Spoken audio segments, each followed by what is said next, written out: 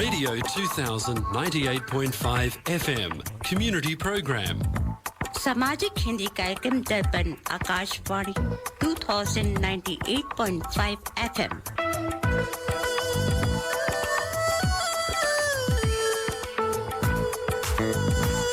Welcome to the Hindi Show, featuring news, interviews, music and community announcements.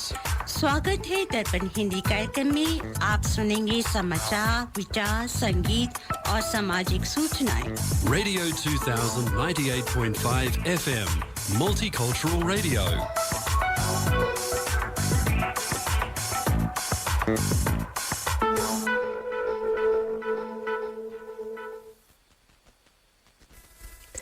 आज रविवार युगाब्द 5126 कलयुग विक्रम संवत 2082 पौष के महीने के शुक्ल पक्ष की प्रतिपदा 21 दिसंबर 2025 है। दर्पण के सभी श्रोताओं को ऋचा श्रीवास्तव और सुनील श्रीवास्तव का सप्रेम नमस्कार। अब सुनिए इस सप्ताह के समाचार।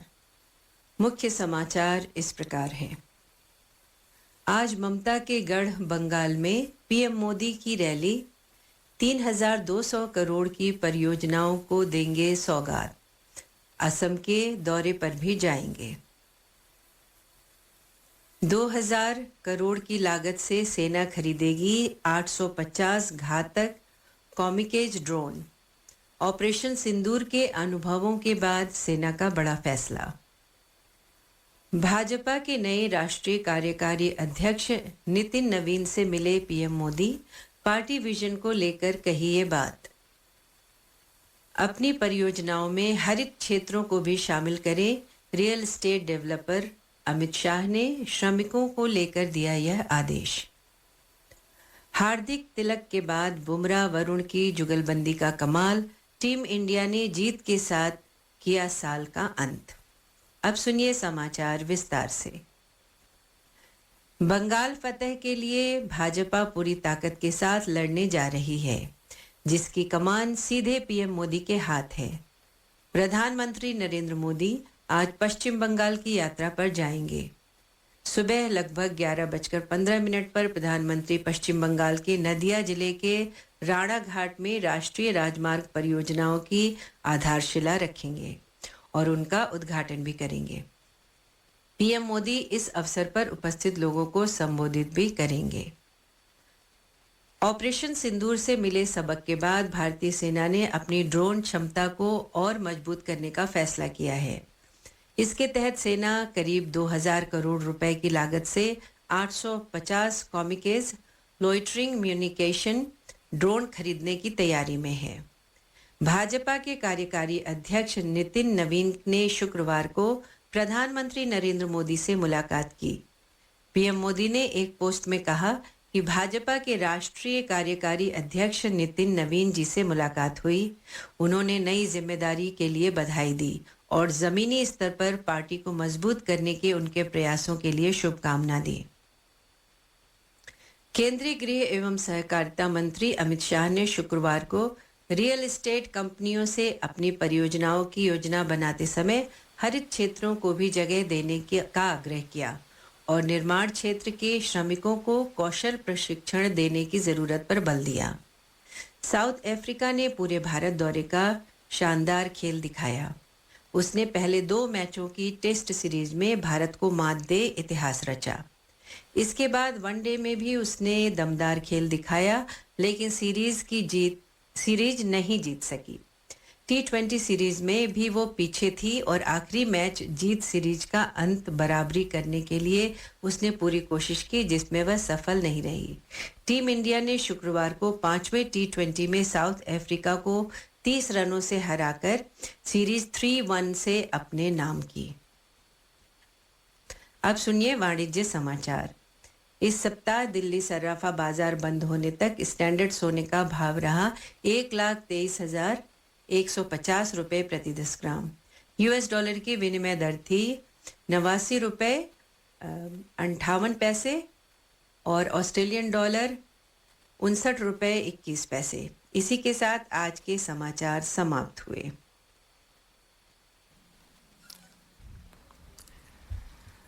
आप सुन रहे हैं दर्पण हिंदी कार्यक्रम रेडियो 2000 एफएम 98.5 मेगाहर्ट्ज पर।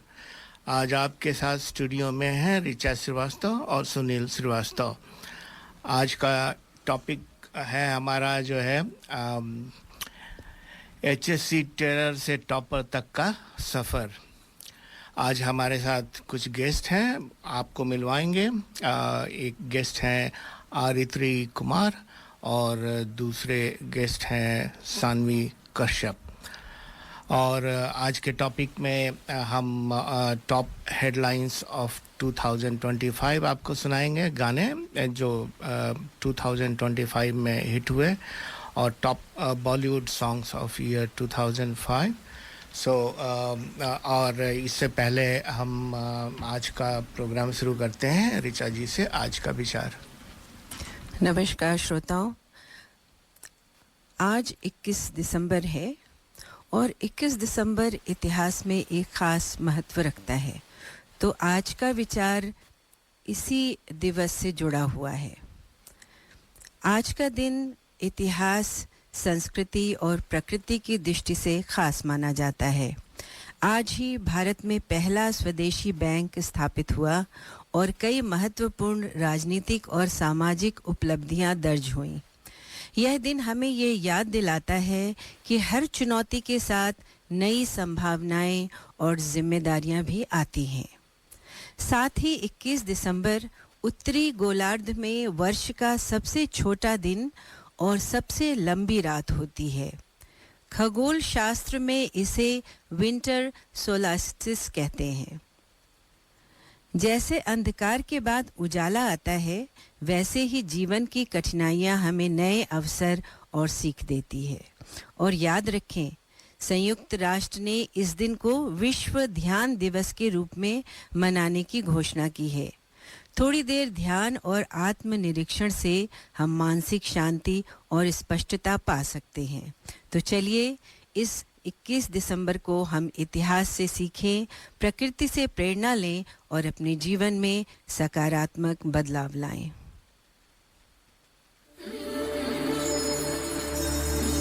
बोलो महावीर बजरंगबली की।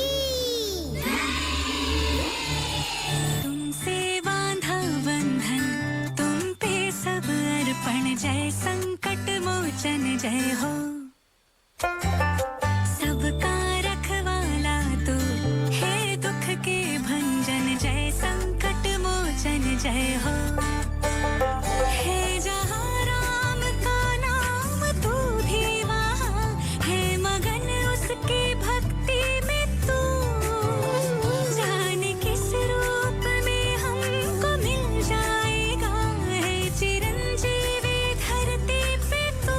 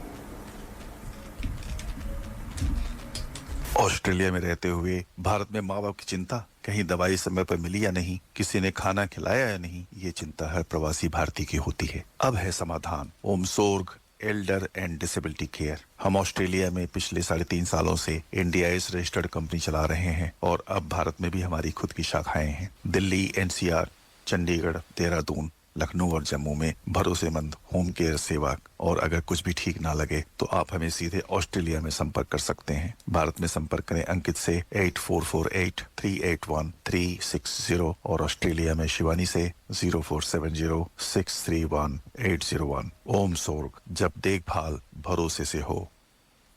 ये था हमारे स्पॉन्सर का संदेश। श्रोताओं, आपको बता दें कि आज हम 2 HSC के होनहार विद्यार्थियों से आपकी मुलाकात कराएंगे। जैसा कि आपको पता है कि अभी हाल में ही HSC के रिज़ल्ट्स आए हैं और मुझे बताते हुए बहुत गर्व हो रहा है कि लड़कियों ने इस बार फिर से बाजी मार ली और बहुत अच्छा उन्होंने किया है। तो उनसे कुछ बातचीत करेंगे ताकि जो भविष्य के स्टूडेंट्स हैं उनको हम मोटिवेट कर सकें। आज हम बातचीत करेंगे अरित्री कुमार से और सानवी कश्यप जी से। तो अरित्री हमारे साथ बैठी हुई हैं, लेकिन पहले एक गीत सुनते हैं।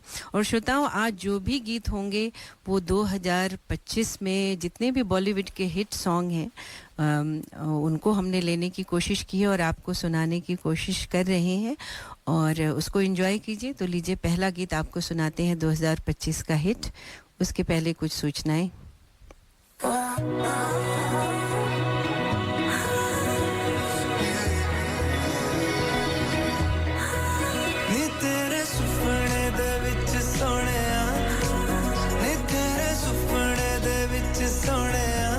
सानू भी कदियां बन जा बन दे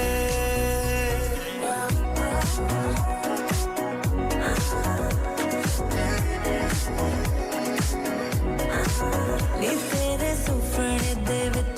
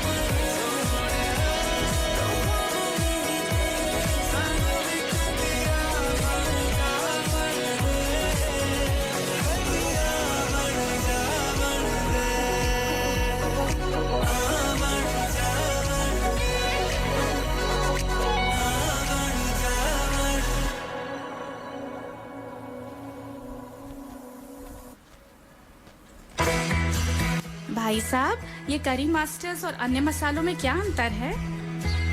बहन जी, करी मास्टर्स कंप्लीट करी मिक्स है। इसमें अनियन, गार्लिक, जिंजर, टमाटर, नमक, मिर्च, हल्दी, धनिया वे सभी मसाले मिले हुए आते हैं। ये बनाने में बहुत ही आसान और खाने में लाजवाब है। It's so easy. इनकी वेबसाइट का एड्रेस है www.currymasters.com.au। ये था हमारे स्पॉन्सर करी मास्टर्स का संदेश। श्रोताओं, अब हम आपको मिलाने जा रहे हैं हमारे पहले विद्यार्थी जो एचएससी इन्होंने अभी कंप्लीट किया है। सबसे पहले उन्हें बधाई देते हैं और उनका स्वागत करते हैं। तो अरित्री जी, आपका दर्पण स्टूडियो में बहुत बहुत स्वागत है। नमस्कार।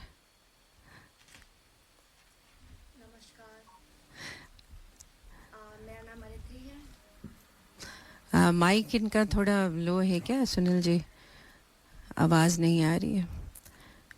नमस्कार, मेरा नाम अरित्री है। मैंने इस ईयर कंप्लीट किया था अपना एचएससी और ग्रेजुएट हुई हूँ। तो पहले तो आपको बहुत बहुत बधाई और शुभकामनाएं। Thank you, thank you. तो आपको बता दें श्रोतागण कि अरित्री जो है वो मुंबई से हैं और 9 साल पहले भारत से माइग्रेट किया इन्होंने यहाँ ऑस्ट्रेलिया में।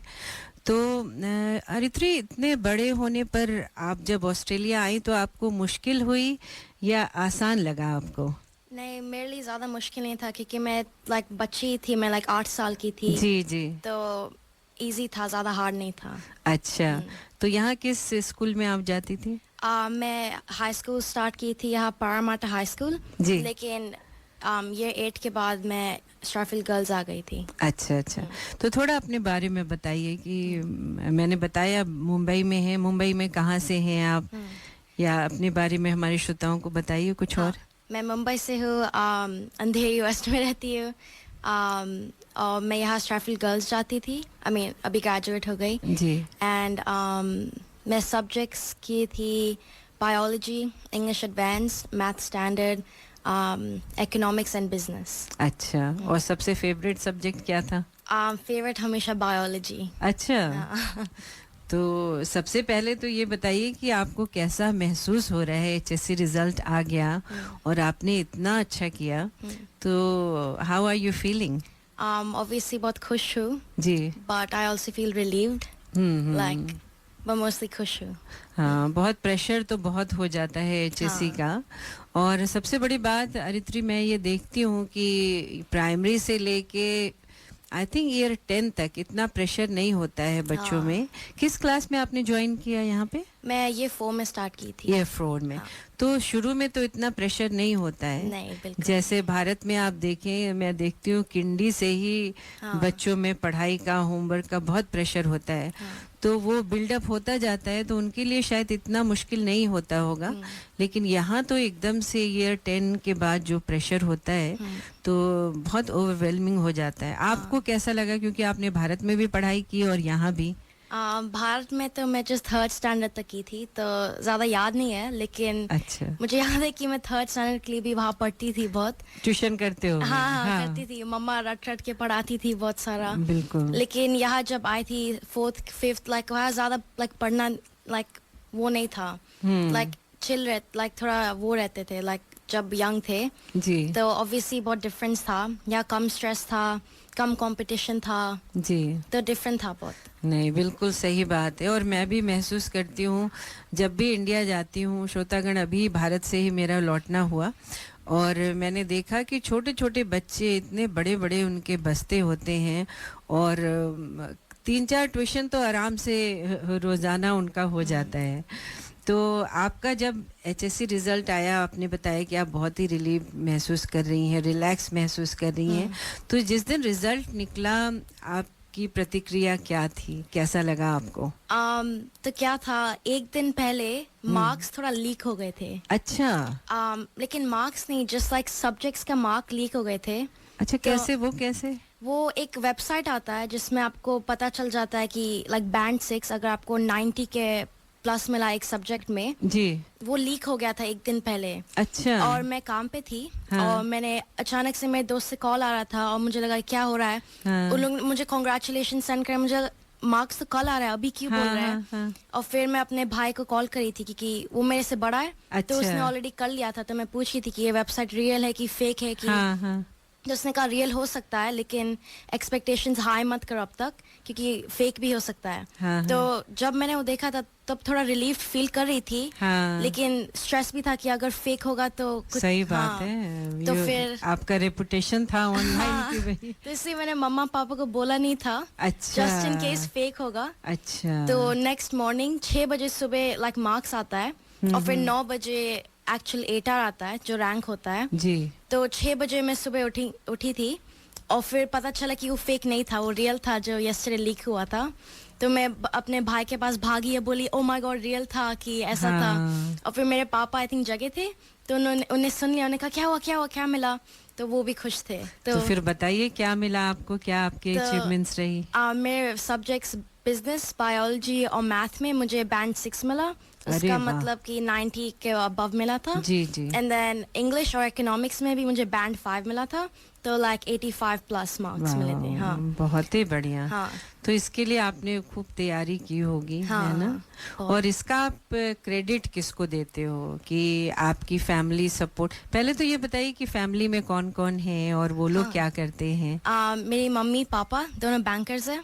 अच्छा। हाँ, सब दोनों बैंकर्स है। और मेरा भाई अभी यूनिवर्सिटी में लास्ट ईयर जा रहा है यूनिवर्सिटी में। जी जी। और वो भी बिजनेस और आईटी करता है, तो आई एम प्रीटी श्योर वो भी बैंकर ही बनेगा। बिल्कुल। हाँ। वो तो बैकग्राउंड से ही लग रहा है। और आपके अचीवमेंट का एक ये भी कारण है कि माता पिता खुद इतना अचीव किए हैं, तो वो आपके गुण में आ जाता है। तो ऐसा करते हैं कि सबसे पहले बताइए आपका पसंदीदा गीत कौन सा है? कौन सा गाना आप पसंद करते हो? मेरा फेवरेट मूवी है ये जवानी है दीवानी। इससे एक बहुत अच्छा गाना है इलाही।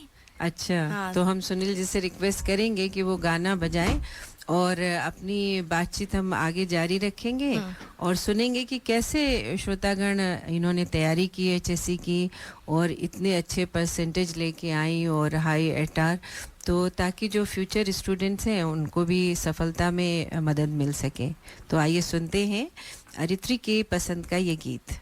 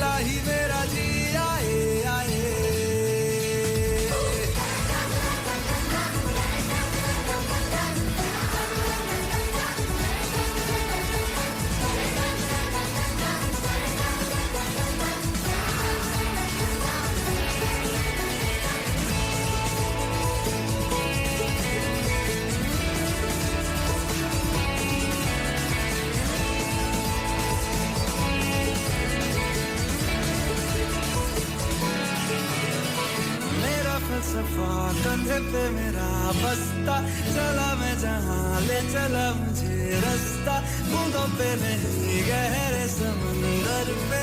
ओ, ओ, ओ, इलाही मेरा जी आए आए, इलाही मेरा जी आए आए।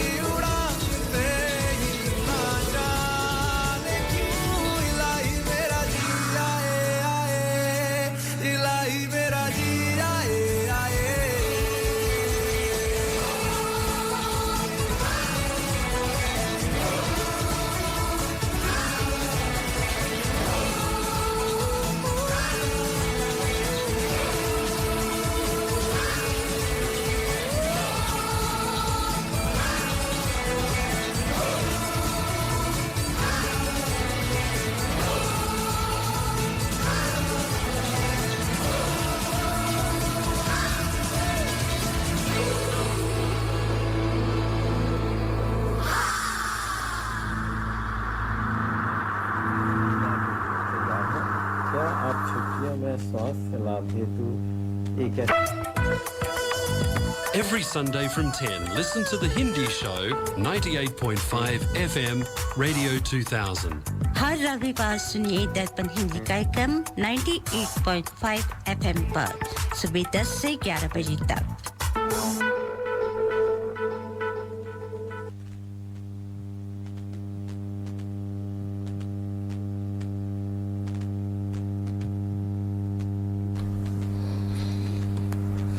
श्रोताओं, हम बातचीत कर रहे हैं अरित्री कुमार जी से, जो एचएससी में अभी उनका रिज़ल्ट आया और बहुत ही अच्छी मार्क्स से वो सक्सेसफुल रही हैं। तो आइए अपनी बातचीत जारी रखते हैं और उनसे पूछते हैं कि इनकी सफलता के पीछे किसका योगदान रहा। तो अरित्री जी, ये बताइए कि परिवार में सबसे ज़्यादा आपको किसका सपोर्ट मिला? आप अपने सक्सेस का श्रेय किसको देना चाहेंगी? अपने दोस्तों को, अपने परिवार को, अपने स्कूल को या अपने टीचर्स को?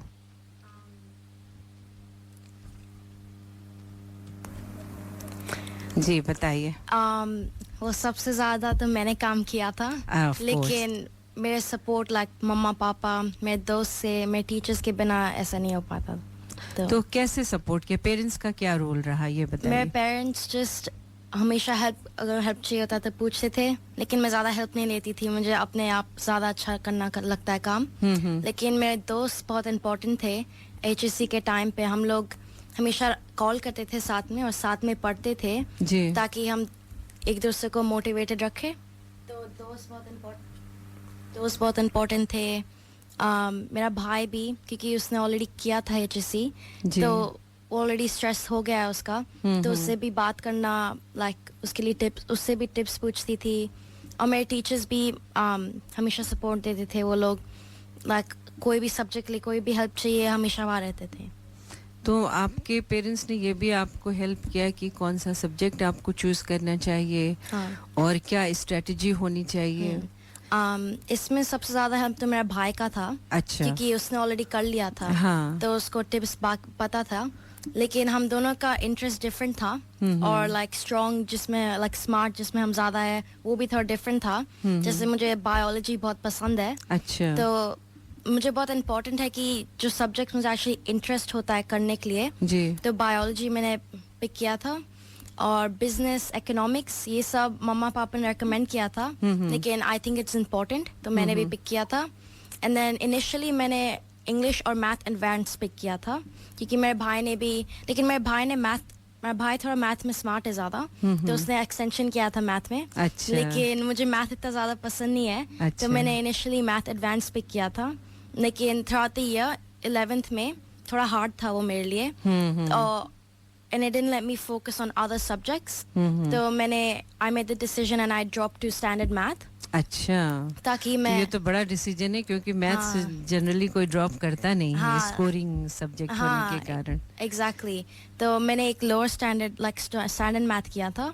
तो मम्मा पापा ऑब्वियसली सपोर्ट किए थे मुझे इसके लिए, मेरा भाई भी। तो ये बहुत इंपॉर्टेंट था और help me achieve the marks I got. क्योंकि अगर मैं अभी भी वो एडवांस मैथ करती तो मैं दूसरे सब्जेक्ट्स में इतना अच्छा नहीं कर पाती, कि मेरा सब टाइम मैथ पे पढ़ने के लिए हो जाता। लेकिन क्योंकि ईजियर मैथ करी थी मैं, तो मैं सब सब्जेक्ट्स को अच्छे से पढ़ सकती थी and I had more time now. That's a very good decision and very bold decision I would say, क्योंकि जैसा कि मैंने बताया मैथ्स लोग छोड़ते नहीं है, लेकिन आपका ये पॉइंट बहुत अच्छा है। और उम्मीद है कि फ्यूचर स्टूडेंट इससे लाभ उठाएंगे कि जो आपको पसंद नहीं है उसमें टाइम वेस्ट नहीं करना चाहिए। नहीं, बहुत अच्छी बात आपने कही। तो आपका रोज का रूटीन क्या होता था? तो मैं स्कूल से आती थी और रेस्ट बहुत इम्पोर्टेंट था इस टाइम पे। अच्छा। तो मैं आके खाती थी और फिर मैं एक्चुअली रेस्ट लाइक थोड़ी देर तक सोती थी, 1-2 घंटे के लिए। अच्छा। और फिर क्योंकि मैं इवनिंग और रात में ज़्यादा बेटर पढ़ती थी, मैं रात में ज़्यादा प्रोडक्टिव होती थी, तो मैं शाम को पढ़ाई स्टार्ट करती थी और फिर रात में 2-3 बजे तक पढ़ती थी। अच्छा। क्योंकि मैं रात में ज़्यादा पता नहीं फोकस कर पाते हो। तो मैं क्योंकि दिन में थोड़ा सो जाती थी, तो लाइक एनर्जी भी रहता था और बहुत सारे कॉफीज पिए, बहुत सारे एनर्जी ड्रिंक्स, बहुत सारे। लेकिन मैं रात में ज़्यादा, सब लोग के लिए डिफरेंट है, लेकिन मैं रात, मेरी मम्मी भी बोलती थी कि वो रात में ज़्यादा पढ़ती थी बेटर। और सुबह फिर उठना होता होगा स्कूल के लिए? हाँ, वो होता था, लेकिन स्कूल में भी कभी कभी जब फ्री पीरियड हो जाता था तो मैं इधर लाइक रेस्ट करती थी या फिर जब पढ़ती थी चिल पढ़ती थी क्योंकि मैं घर में ज़्यादा आके पढ़ती थी लाइक फोकस हार्ड सब्जेक्ट्स में। अच्छा, नहीं बहुत अच्छी स्ट्रेटजी थी। और खाने का क्या रूटीन था या एक्सरसाइज का भी आप रखते थे रूटीन? एक्सरसाइज का ज़्यादा टाइम नहीं था जी, लेकिन स्कूल में लाइक खाना तो मम्मा पापा बनाते थे। उन लोग ने दे मेड श्योर कि मैं लाइक टाइम पे खाती भी थी क्योंकि मैं बहुत टाइम भूल ही जाती थी खाने में। क्योंकि मैं जिस अपने रूम में बैठी रहती थी I didn't have time to care for like. तो मम्मा पापा हमेशा आते थे कुछ चाहिए, फ्रूट्स चाहिए, खाना चाहिए, हमेशा वहाँ सपोर्ट करते थे। बहुत अच्छा किया उन्होंने। देखिए, नहीं आपने बताया कि मम्मा पापा ने बहुत अच्छा किया, विच इज़ ट्रू कि ज़रूरी होता है कि आप अपना जब आप हेल्दी रहेंगे तभी तो पढ़ पाएंगे। और बताइए क्या कुछ चिल के लिए क्या करते थे? भाई रिलैक्स भी तो होना चाहिए। चिल के लिए मैं हमेशा अपने दोस्तों से बात करती थी। जो मेरे ग्रेड में ऑब्वियसली जो मेरे साथ पढ़ते थे कि हम लोग साथ में पढ़ते थे और साथ में रिलैक्स भी करते थे। तो हम लोग का लाइक टाइम कर लेते थे, जैसे हम रात में बात करेंगे तो हम लोग साथ में पढ़ेंगे कॉल पे और फिर दिन में हम लाइक साथ में रिलैक्स करेंगे। लेकिन मूवी ज़्यादा नहीं देखती थी, मूवी शोज, क्योंकि वो बहुत सारा डिस्ट्रैक्ट हो जाएगा। तो मैं इधर जस्ट थोड़ा नैप करती थी या फिर मुझे बुक्स पढ़ना बहुत अच्छा लगता है। अच्छा, तो मैं लाइक रिलैक्स करने के लिए मैं जस्ट साइड में बुक्स पढ़ती थी थोड़ा। ये तो बहुत ही अच्छी आदत है। गेम वगैरह नहीं खेलते थे आप? नहीं, इस साल नहीं ज़्यादा, क्योंकि वो बहुत डिस्ट्रैक्ट हो जाएगा, फिर एडिक्टेड हो जाता है। हाँ, ये बात तो सही है। तो देखिए श्रोताओं, आप भी अपने बच्चों को ये टिप्स दें और मेरे ख्याल से जो HSC आने वाले हैं, अगले साल देने वाले हैं, वो ज़रूर सुन रहे होंगे इस बात को कि खाने का ध्यान रखें। ये टिप्स दिया अरित्री ने और इन्होंने कहा कि गेम का एडिक्शन नहीं होना चाहिए। बुक्स, बहुत अच्छी बात आपने बताई कि बुक्स पढ़ने में जो है ज़्यादा डिस्ट्रैक्शन भी नहीं है और आप रिलैक्स भी हो जाते हैं। तो चलिए अपनी बातचीत हम जारी रखते हैं और सुनते हैं एक और गीत और सूचना। धन्यवाद।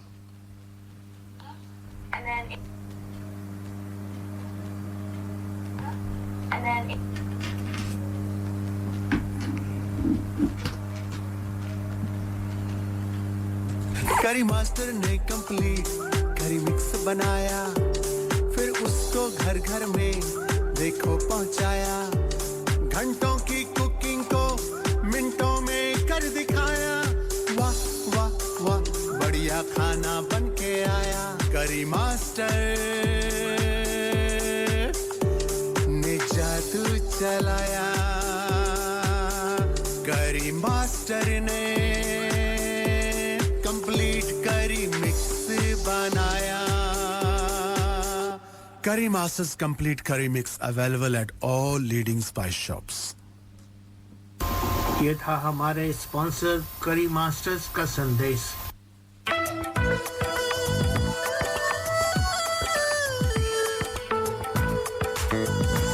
Radio 2000 98.5 FM and The Hindi Show.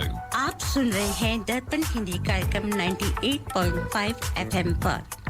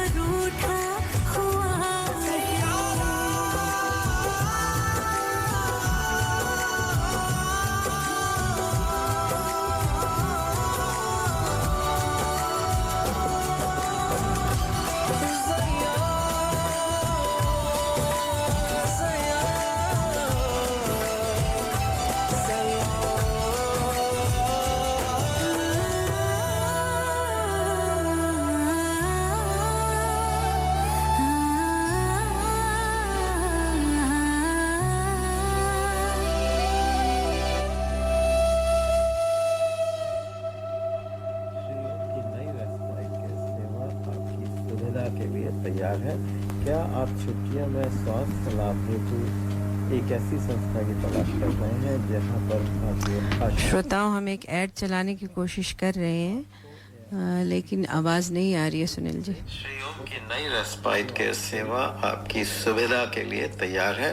क्या आप छुट्टियों में स्वास्थ्य लाभ हेतु एक ऐसी संस्था की तलाश कर रहे हैं जहां पर भारतीय भाषा, भोजन व संस्कार से आपको या आपके परिजनों की देखरेख हो सके, जो ऑस्ट्रेलिया के मानकों पर भी उच्च कोटि की हो। हमारी सेवाएं ललॉर्ड बाग और वॉक्स हिल में उपलब्ध हैं। हमारी सेवाओं में शामिल हैं व्यक्तिगत सेवा, आपके घर ही आपकी सेवा, डे रेस्पाइट केयर, स्वास्थ्य व wellness, self funded care, dementia support. ज्यादा जानकारी के लिए संपर्क करें 1300 908 681। ये थे हमारे स्पॉन्सर श्री ओम का संदेश। श्रोताओं, हम बातचीत कर रहे हैं अरित्री कुमार से, जो HSC अचीवर हैं और बहुत ही अच्छे नंबरों से इन्होंने HSC पास आउट किया है। तो अरित्री जी, अगला सवाल ये है कि जब आपको स्ट्रेस होता था तो आपने बताया कि आप बुक्स पढ़ के या जो है दोस्तों से बात करके अपने आप को जो है चिल करती थी, रिलैक्स करती थी। तो ऐसे मानसिक संतुलन आपने कैसे बनाया? फिर से वही दोस्त के साथ, क्योंकि हम सब लोग साथ में स्ट्रेस फील कर रहे थे, हम लोग का सब एक्सपीरियंस सेम था, तो वो लोग ऑब्वियसली फीलिंग्स अंडरस्टैंड करते थे, स्ट्रेस वो सब, हम लोग साथ में रोते थे, साथ में हंसते थे। अच्छा, तो स्ट्रेस कभी कभी इतना हो जाता था कि आपको रोना भी आ जाता था? हाँ, बहुत होता था। Through out the year like marks आते थे ऑब्वियसली, जी, कुछ डिस्करेज करते थे, लेकिन जो भी लाइक मार्क्स आते थे, you just have like motivate करती थी उनके साथ। अगर अच्छा। बुरे मार्क्स आए, कुछ अच्छे भी आए, जी, तो जस्ट उसके लिए जस्ट मोटिवेट करती थी उसके साथ। तो मान लीजिए अगर बुरे मार्क्स आए और आपके पेरेंट्स को पता चला कि बुरे मार्क्स आए हैं, तो फिर ऑब्वियसली डांट पड़ेगी या जो है बातचीत होगी इस बारे में कि भाई क्यों खराब आ गए। तो कैसे माता पिता इसको हैंडल करते थे और आप कैसे इसको हैंडल करते थे? और सबसे पहले 11th और 12th में मार्क्स के ज़्यादा रैंक इम्पोर्टेंट होता है जी, क्योंकि 8R भी अल्टीमेटली एक रैंक होता है जी। तो पेरेंट्स ही ज़्यादा अंडरस्टैंड नहीं करते कि मार्क्स ज़्यादा इम्पोर्टेंट नहीं, रैंक ज़्यादा इम्पोर्टेंट है। अच्छा, क्योंकि लाइक अगर हाईएस्ट मार्क अगर 75 है क्लास में, तो वो अच्छा कंसिडर होता है क्योंकि वो फर्स्ट रैंक है, तो रैंक ज़्यादा इम्पोर्टेंट है रादर देन मार्क्स। तो सबसे पहले पेरेंट्स को लाइक बोलना कि लाइक प्रायोरिटी क्या है, वो रैंक है, तो वो ज़्यादा इम्पोर्टेंट होता है। तो मार्क्स जो भी आए डजंट मैटर ज़्यादा, क्योंकि रैंक ज़्यादा इम्पोर्टेंट है 11th और 12th में। अच्छा, तो आप पेरेंट्स से बात करते थे कि वो स्ट्रेस ना हो? हाँ, वो क्योंकि उससे आपको स्ट्रेस होता होगा। एग्जैक्टली। तो मैं अपना ज़्यादा मार्क्स नहीं बोलती थी, लेकिन रैंक ही बोलती थी क्योंकि वो इम्पोर्टेंट होता था। और लकली मेरे रैंक्स गुड थे इस ईयर, मैं सेमेस्टर 1 और सेमेस्टर 2 दोनों ऑनर रोल में थी रैंक्स में। अच्छा, तो ये बहुत इम्पोर्टेंट था। नहीं, बिल्कुल, मैं इसलिए भी आपसे बार बार ये सवाल दोहरा रही हूँ क्योंकि मेरा बेटा भी HSC की तैयारी कर रहा है नेक्स्ट ईयर, तो मैं आपसे टिप्स ले रही हूँ कि भाई एज ए पेरेंट्स हमें कैसे हैंडल करना चाहिए। बच्चे तो चलिए स्ट्रेस के थ्रू जा रहे हैं, लेकिन पेरेंट्स का क्या रोल होना चाहिए? तो आप ये बताइए कि पेरेंट्स और क्या कर सकते हैं HSC के बच्चों को सपोर्ट करने के लिए? जस्ट उन लोग के पास रहे, अच्छा, उनको सपोर्ट करे नो मैटर व्हाट डिसीजंस। कि जैसे मैंने डिसीजन लिया था कि ड्रॉप टू स्टैंडर्ड मैथ, वो बहुत सारे पेरेंट्स में भी सपोर्ट नहीं करते क्योंकि standard math is considered as like a lower scaling subject as well. अच्छा, तो स्केल ज़्यादा अच्छा नहीं करता है, but I had higher chances of doing good in standard math than advanced math, and my parents supported me throughout this decision. तो ये बहुत important है कि support करना throughout the decisions. Obviously कुछ decisions थोड़ा rash नहीं होता है, so you just have to make sure like साथ में बात करें instead of yelling, just बात करें कि questions पूछे, अगर confused है तो just support करें no matter what. अच्छा, नहीं, बहुत बड़ी बात है क्योंकि कभी कभी बच्चे कहते हैं कि भाई ये सब्जेक्ट ड्रॉप कर दें, and as a parents it doesn't make sense to you कि भाई क्यों ड्रॉप कर दें। क्योंकि हम लोग जब पढ़ते थे तो दूसरे तरह की पढ़ाई होती थी इंडिया में, और ड्रॉप करने जैसा तो कुछ होता ही नहीं था। जितना भी कुछ होता है आपको पढ़ना ही पढ़ना है, तो चॉइस नहीं होती थी। एटलीस्ट यहाँ आपके पास चॉइस है, तो उसको समझना चाहिए। तो आपने कुछ कोचिंग की या आपके शिक्षक आपको मदद करते थे पढ़ने में? मेरा इंग्लिश ज़्यादा स्ट्रॉन्ग सब्जेक्ट नहीं था. आई मीन अच्छा. था लाइक, लेकिन मुझे जस्ट मेरा गोल था कि बैंड 5 करो इंग्लिश में, लाइक स्कोर अबव 85. अच्छा. और मैं अपने आप से ज़्यादा बहुत हार्ड था इंग्लिश, क्योंकि जो मैं टेक्स्ट करती थी स्कूल में, I didn't find interest in them. अच्छा. जैसे लाइक शेक्सपियर सब ओल्ड था बहुत, तो I didn't find interest in that. तो मैं उसके लिए एक ट्यूशन करती थी, प्राइवेट ट्यूशन. अच्छा. तो ऑनलाइन मिली थी एक, मेरी जो टीचर थी वो भी मेरे 1 साल ही ग्रेजुएट हुई थी, 1 साल अच्छा. पहले. अच्छा. तो वो भी पूरा एक्सपीरियंस की थी और उसको बहुत अच्छे मार्क्स मिले थे इंग्लिश में. तो बहुत अच्छी टीचिंग करती थी. मैं एसेज में बहुत हेल्प करती थी. इंग्लिश के लिए ऐसे में फीडबैक बहुत इंपॉर्टेंट है. अच्छा. ऑब्वियसली स्कूल में भी टीचर्स देते हैं, लेकिन अगर आपको हायर स्कोर करना है इंग्लिश में, तो आउटसाइड फीडबैक भी बहुत इंपॉर्टेंट होता है इंग्लिश के. आउटसाइड फीडबैक मतलब जो ट्यूशन में. हाँ. अच्छा. वो एसेज में फीडबैक बहुत इंपॉर्टेंट है. और एसेज में प्रिपरेशन, जैसे क्वेश्चन आंसर करने के लिए, क्योंकि अनसीन क्वेश्चन होता है. अच्छा. एसेज सब लोग प्रिपेयर करके जाते हैं जी, लेकिन जो लाइक अच्छे मार्क्स एक्चुअली करने के लिए you have to answer the question. और ये थोड़ा हार्ड लगता है लोग को, क्योंकि आप लोग ऑलरेडी लाइक मेमोराइज कर रहे हो ऐसे. तो वो लोग जस्ट लिख लेते हैं लेकिन आंसर नहीं करते क्वेश्चन को. अच्छा. तो that like distinguishes the high achieving students and the low achieving students. तो ट्यूशन बहुत इंपॉर्टेंट है इस चीज़ के लिए. लेकिन कुछ स्कूल्स में बहुत सपोर्ट मिलता है. मेरे स्कूल में सपोर्ट मिलता था, लेकिन ये एक्स्ट्रा सपोर्ट से मुझे अच्छे मार्क्स मिले थे इंग्लिश में. अच्छा, that's another good tip you have given. और जिसमें आपको बेस्ट मार्क्स मिले बायोलॉजी में है. तो उसके लिए क्या टिप्स है कि कैसे आपने तैयारी की कि आपको इतने अच्छे मार्क्स मिले? बायोलॉजी बहुत लाइक हैवी सब्जेक्ट है. इसमें बहुत सारा कंटेंट है. बहुत सारे लोग को अच्छा नहीं लगता है क्योंकि इतना सारा कंटेंट है. लेकिन मुझे बायोलॉजी पर्सनली बहुत अच्छा लगता था, क्योंकि मुझे एक्चुअली इसमें इंटरेस्ट है. मुझे नेक्स्ट ईयर भी साइंस ही करना है, लाइक दैट्स माय इंटरेस्ट.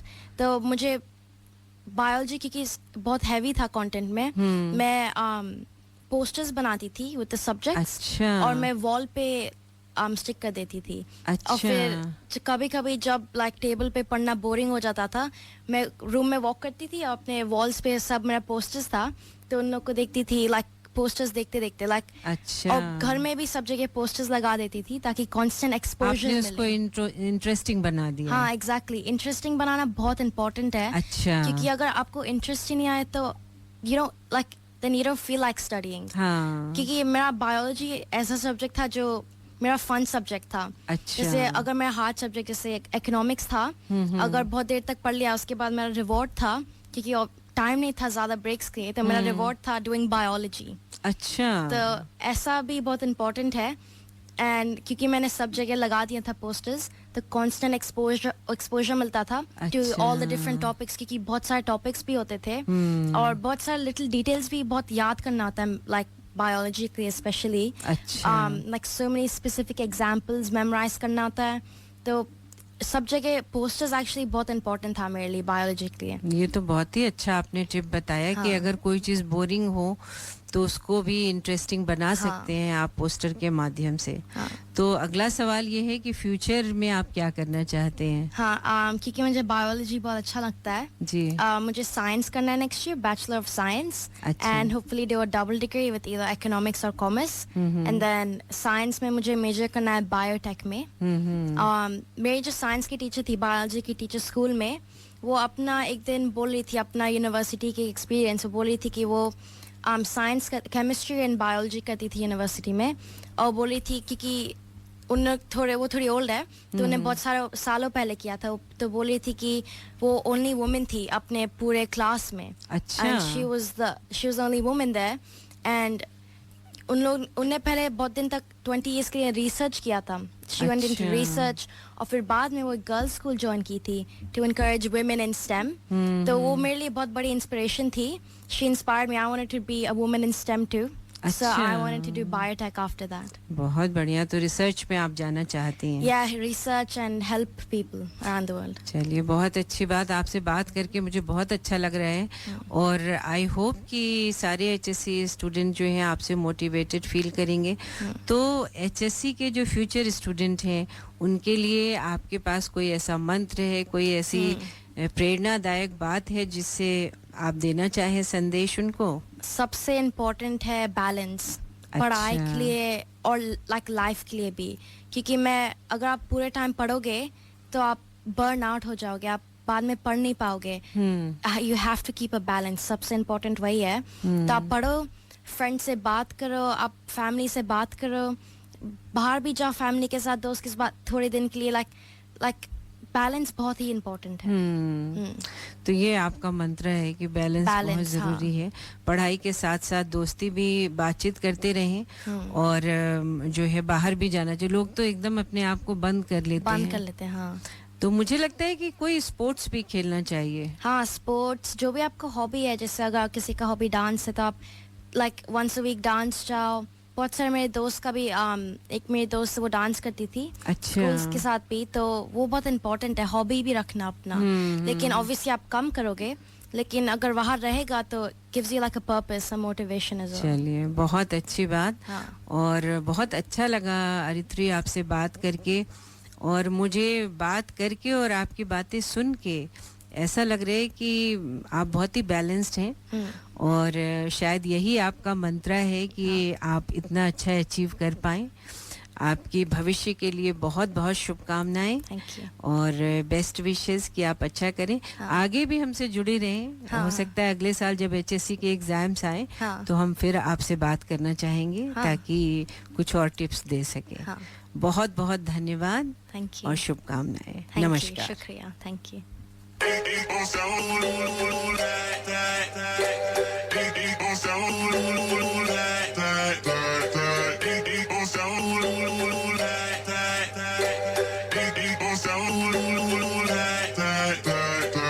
ਪਹਿਲੀ ਦੇ ਨਾਲ ਸੀ ਮੈਂ ਅੱਖੀਆਂ ਲੜਾਈਆਂ, ਦੂਜੀ ਦੇ ਨਾਲ ਵਾਦੇ ਕਸਮਾਂ ਸੀ ਪਾਈਆਂ.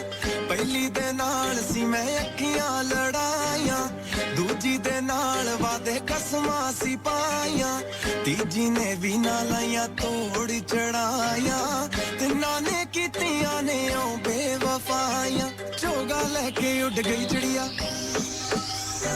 ਚੋਗਾ ਲੈ ਕੇ ਉੱਡ ਗਈ ਚਿੜੀਆ, ਫਿਰ ਨਾ ਆਈ ਨਜ਼ਰ. ਪਹਿਲੀ ਉੱਡੀ ਦੂਜੀ ਉੱਡੀ ਤੀਜੀ ਉੱਡੀ, ਰਹਿ ਗਏ ਕੱਲੇ. ਪਹਿਲੀ ਉੱਡੀ ਦੂਜੀ ਉੱਡੀ ਤੀਜੀ ਉੱਡੀ, ਰਹਿ ਗਏ ਕੱਲੇ.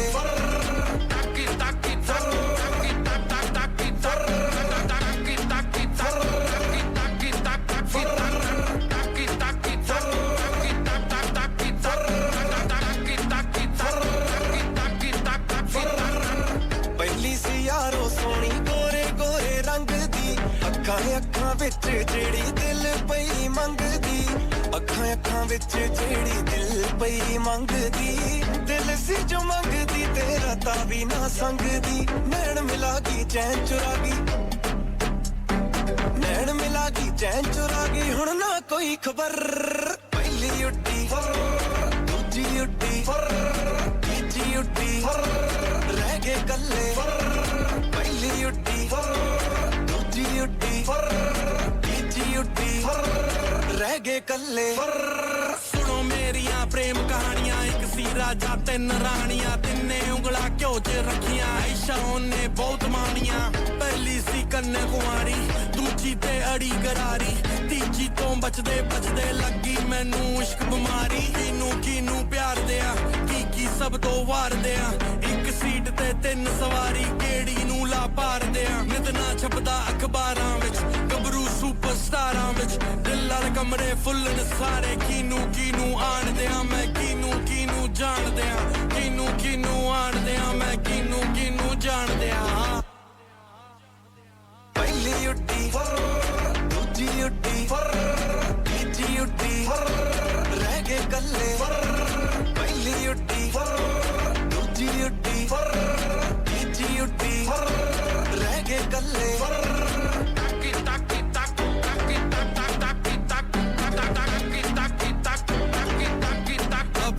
किसको प्यार करूं दोबारा से.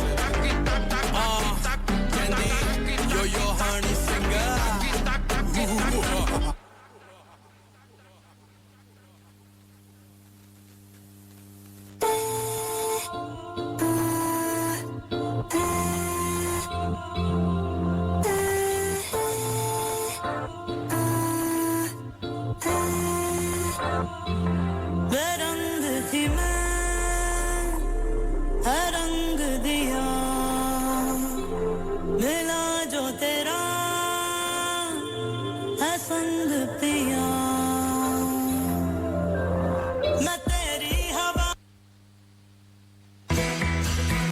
भाई साहब, ये करी मास्टर्स और अन्य मसालों में क्या अंतर है?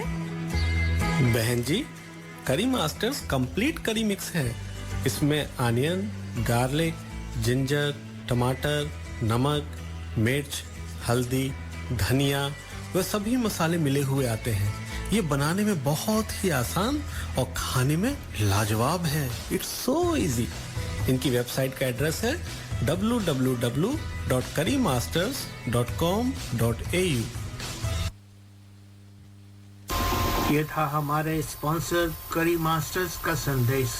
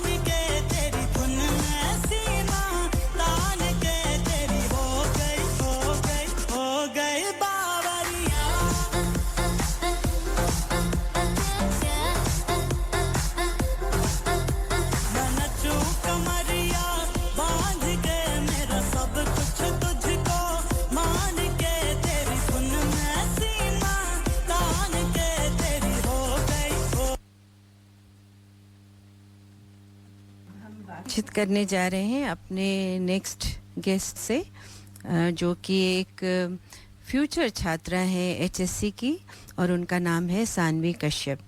तो ये बातचीत जो है फ़ोन के माध्यम से हो रही है।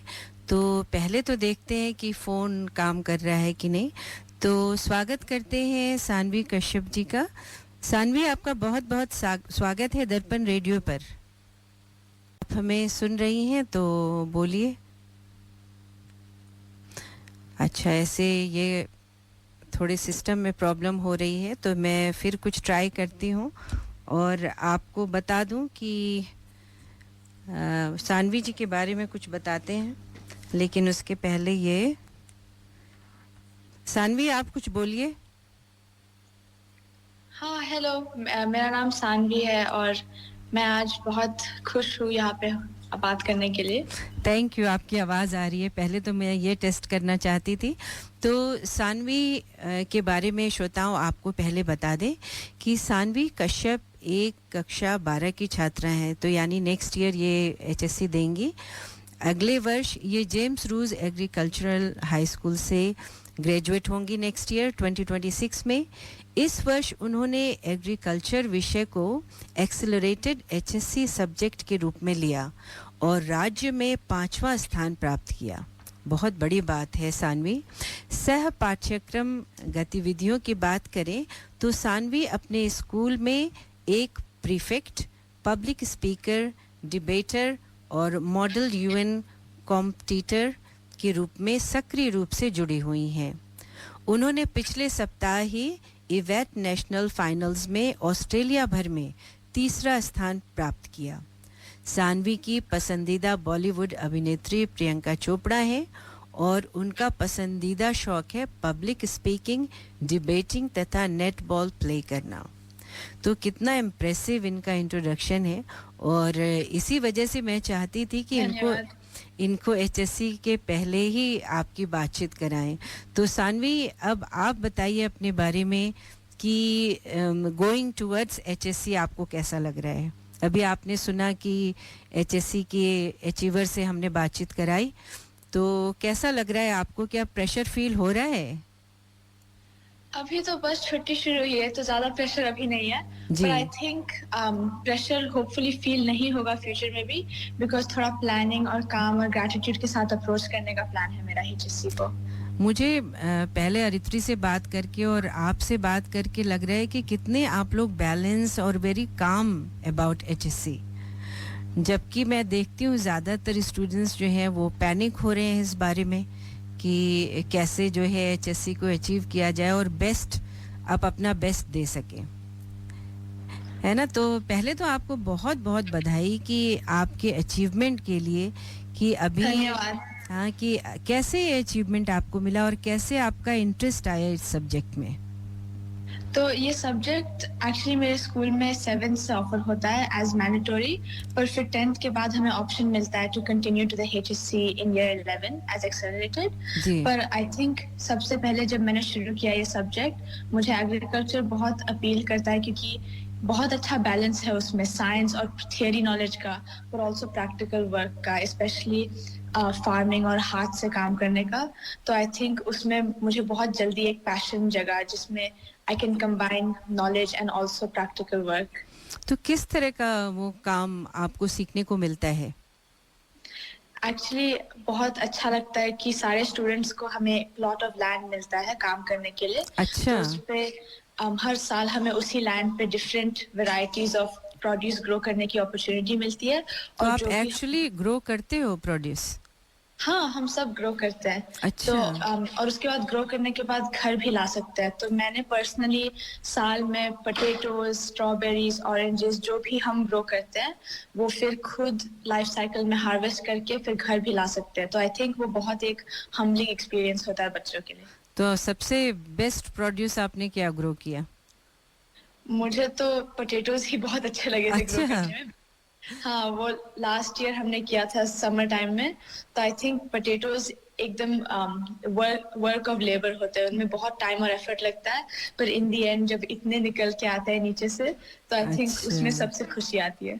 मैंने भी प्रयास किया है, आपको बताऊं, अपने बैकयार्ड में, लेकिन वो असफल प्रयास रहा क्योंकि भाई नेचुरली नॉलेज नहीं हो किसी चीज़ की तो आप उतने अच्छे से नहीं ग्रो कर सकते हो।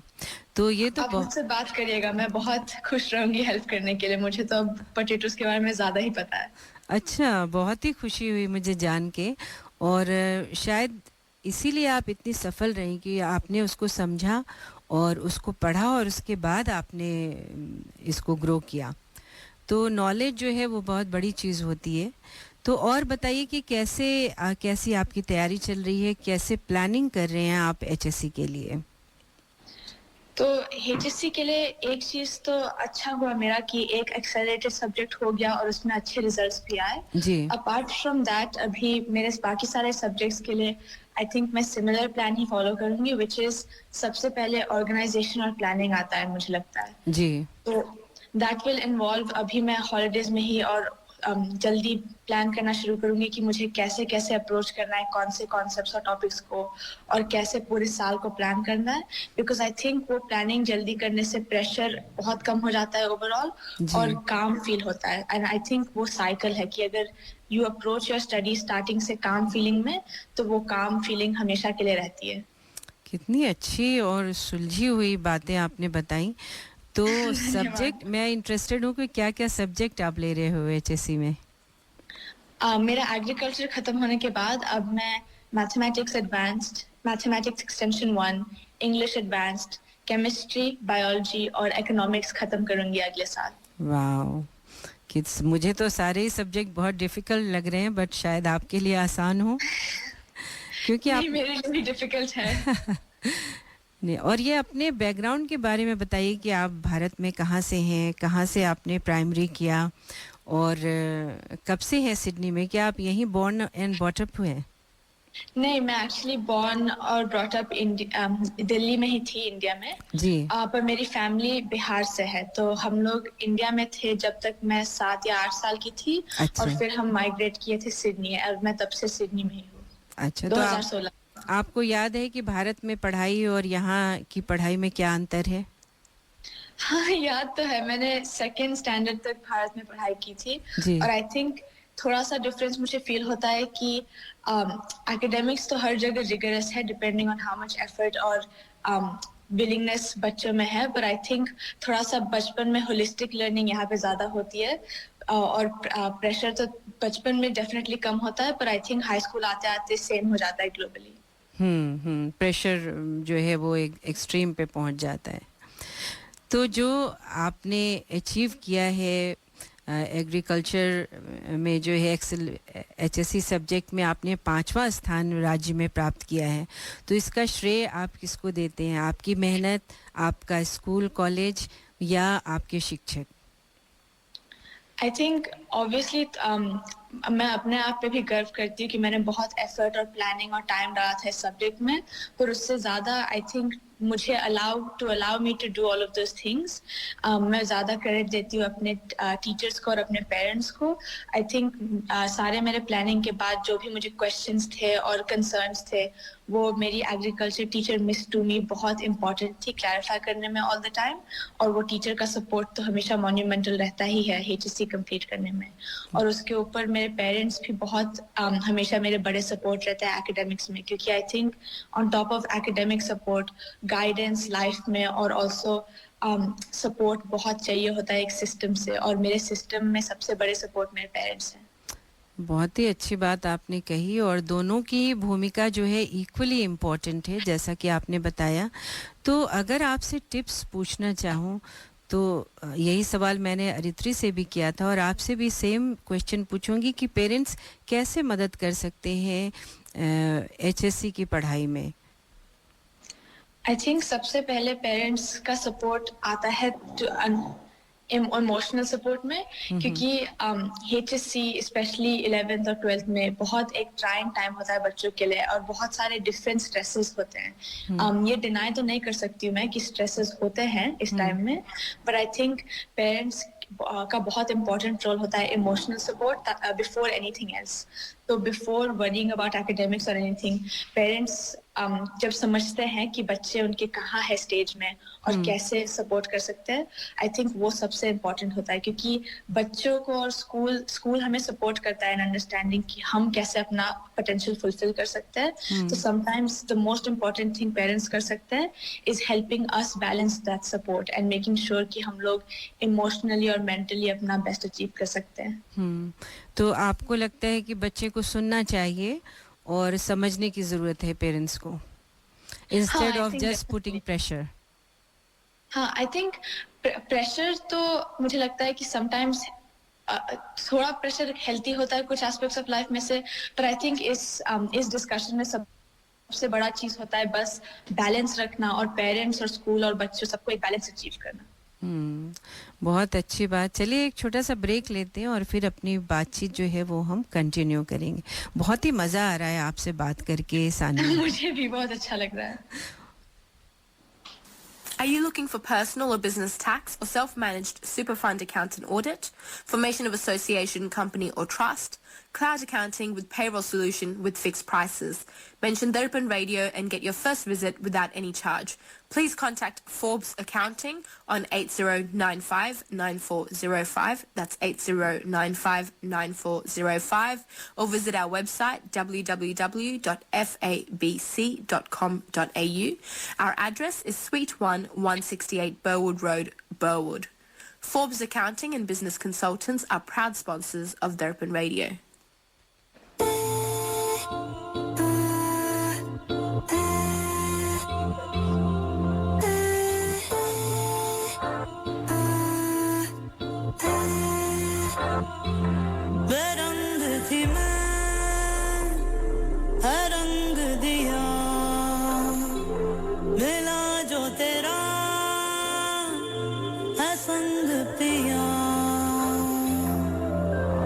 मैं तेरी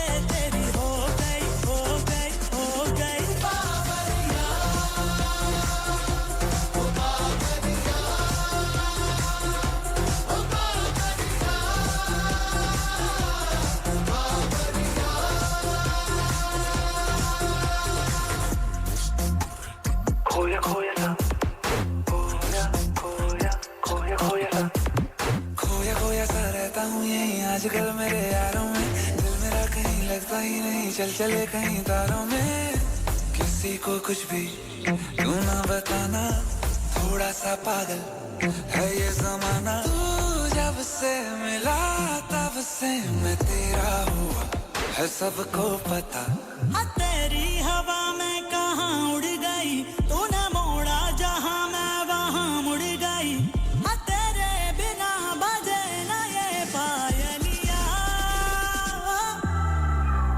मैं नचूं कमरिया बांध के मेरा सब कुछ तुझको मान के तेरी धुन में सीना तान के तेरी हो गई बावरिया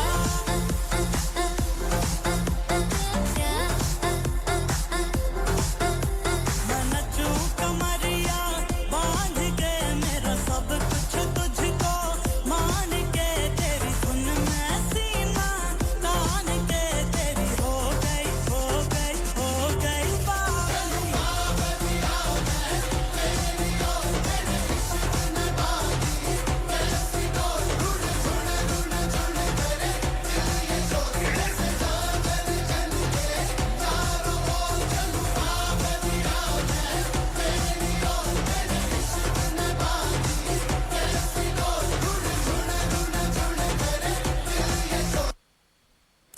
श्रोताओं, हम बातचीत कर रहे हैं सानवी से जो कि एचएससी की तैयारी कर रही हैं और 2026 में एचएससी में बैठेंगी।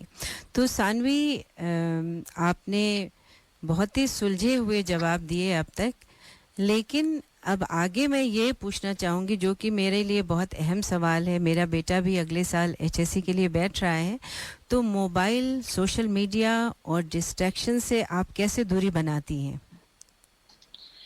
आई थिंक ऐसा जब टॉपिक आता है सोशल मीडिया और फोन्स का, हमेशा थोड़ा मल्टीफैसेटेड रिस्पॉन्स सोचना पड़ता है क्योंकि मैं सच कहूँ तो अपने पढ़ाई के टाइम पे और even in the year ahead मैं तो इन डिस्ट्रैक्शन से पूरी तरह दूर नहीं रह पाई हूँ और रह पाऊंगी भी नहीं प्रोबेबली। तो इसलिए मुझे लगता है कि फोन्स और सोशल मीडिया को ऐसे फॉरबिडन फ्रूट जैसे ट्रीट करते हैं तो ज्यादा हार्म होता है। इंस्टेड मैंने तो अपने लाइफ में जब भी मुझे एग्जाम्स पास होता है तब मैं अपने अकाउंट्स और एप्स को टेम्परेरीली या तो डिलीट कर देती हूँ या डिसेबल कर देती हूँ। और बाकी टाइम पे जैसे कि अभी हॉलीडेज में मैं इन्हें कभी कभी हेल्दी ब्रेक्स जैसे ही यूज करती हूँ टू हैव फन और ऐसे ही अपडेटेड रहने के लिए। तो आई थिंक इन फोन्स और सोशल मीडिया के लिए सबसे ज़रूरी बात है कि इनको मैनेज करना है और थोड़ा कॉन्शियस रहना है कि हम कौन सा कंटेंट कंज्यूम कर रहे हैं और कितने देर के लिए कर रहे हैं, क्योंकि पूरा तो आई डोंट थिंक किसी भी बच्चे के लिए ये रीजनेबल है कि हम खत्म कर पाएंगे या फुल्ली दूर रह पाएंगे इससे। और कभी-कभी आपको ये बताऊं कि पेरेंट्स के लिए बड़ा मुश्किल होता है समझना, जैसा कि आरित्री ने बताया और आप भी बता रहे हो कि भाई सोशल मीडिया से पूरी तरह से दूर नहीं हो सकते हैं, तो आप कहते हो कि भाई दोस्तों से भी बात करना है या थोड़ा बहुत गेम भी खेलना है, तो माता पिता को कैसे पता चले कि आप पढ़ाई कर रहे हो या आप गेम खेल रहे हो? आई थिंक ऐसा जब आता है तब it just depends on balance और थोड़ा बच्चों और माँ बाप के बीच में कम्युनिकेशन क्लियर रहना। जैसे कि मुझे हमारे घर में ये प्रॉब्लम ज्यादा होती नहीं है बिकॉज आई थिंक पता है हम मेरा और मेरे पेरेंट्स के बीच में म्यूचुअल अंडरस्टैंडिंग होती है कि मैं अपने गोल्स को और अपने रीजनेबल वर्कलोड को कंप्लीट करती हूँ टाइम में, और फिर उन एक्सचेंज में फिर मेरे पेरेंट्स ज्यादा वरी नहीं करते कि मैं ज्यादा टाइम स्पेंड कर रही हूँ ऑनलाइन। तो उन्हें कॉन्फिडेंस है कि आप जो है बैलेंस बना के रखेंगे। हाँ, I think not just in terms of पढ़ाई but specially with social media और फोन ये क्लियर कम्युनिकेशन रहना जरूरी है, specially at a younger age between parents और हम स्टूडेंट्स के बीच में कि हम कितना टाइम स्पेंड करते हैं और हम बाकी सारा काम भी कर पाते हैं कि नहीं। बहुत अच्छी बात सानवी। और आपको बता दूं कि हमारा एक दर्पण ग्रुप है जिसमें सभी लोग जो हैं आरित्री की बातें और आपकी बातें बहुत पसंद कर रहे हैं और इससे सीख भी ले रहे हैं। तो अभी एक हमारे पास क्वेश्चन आया है कि जो सोशल मीडिया बैन हो रहा है उसके बारे में आपका क्या विचार है अंडर 16?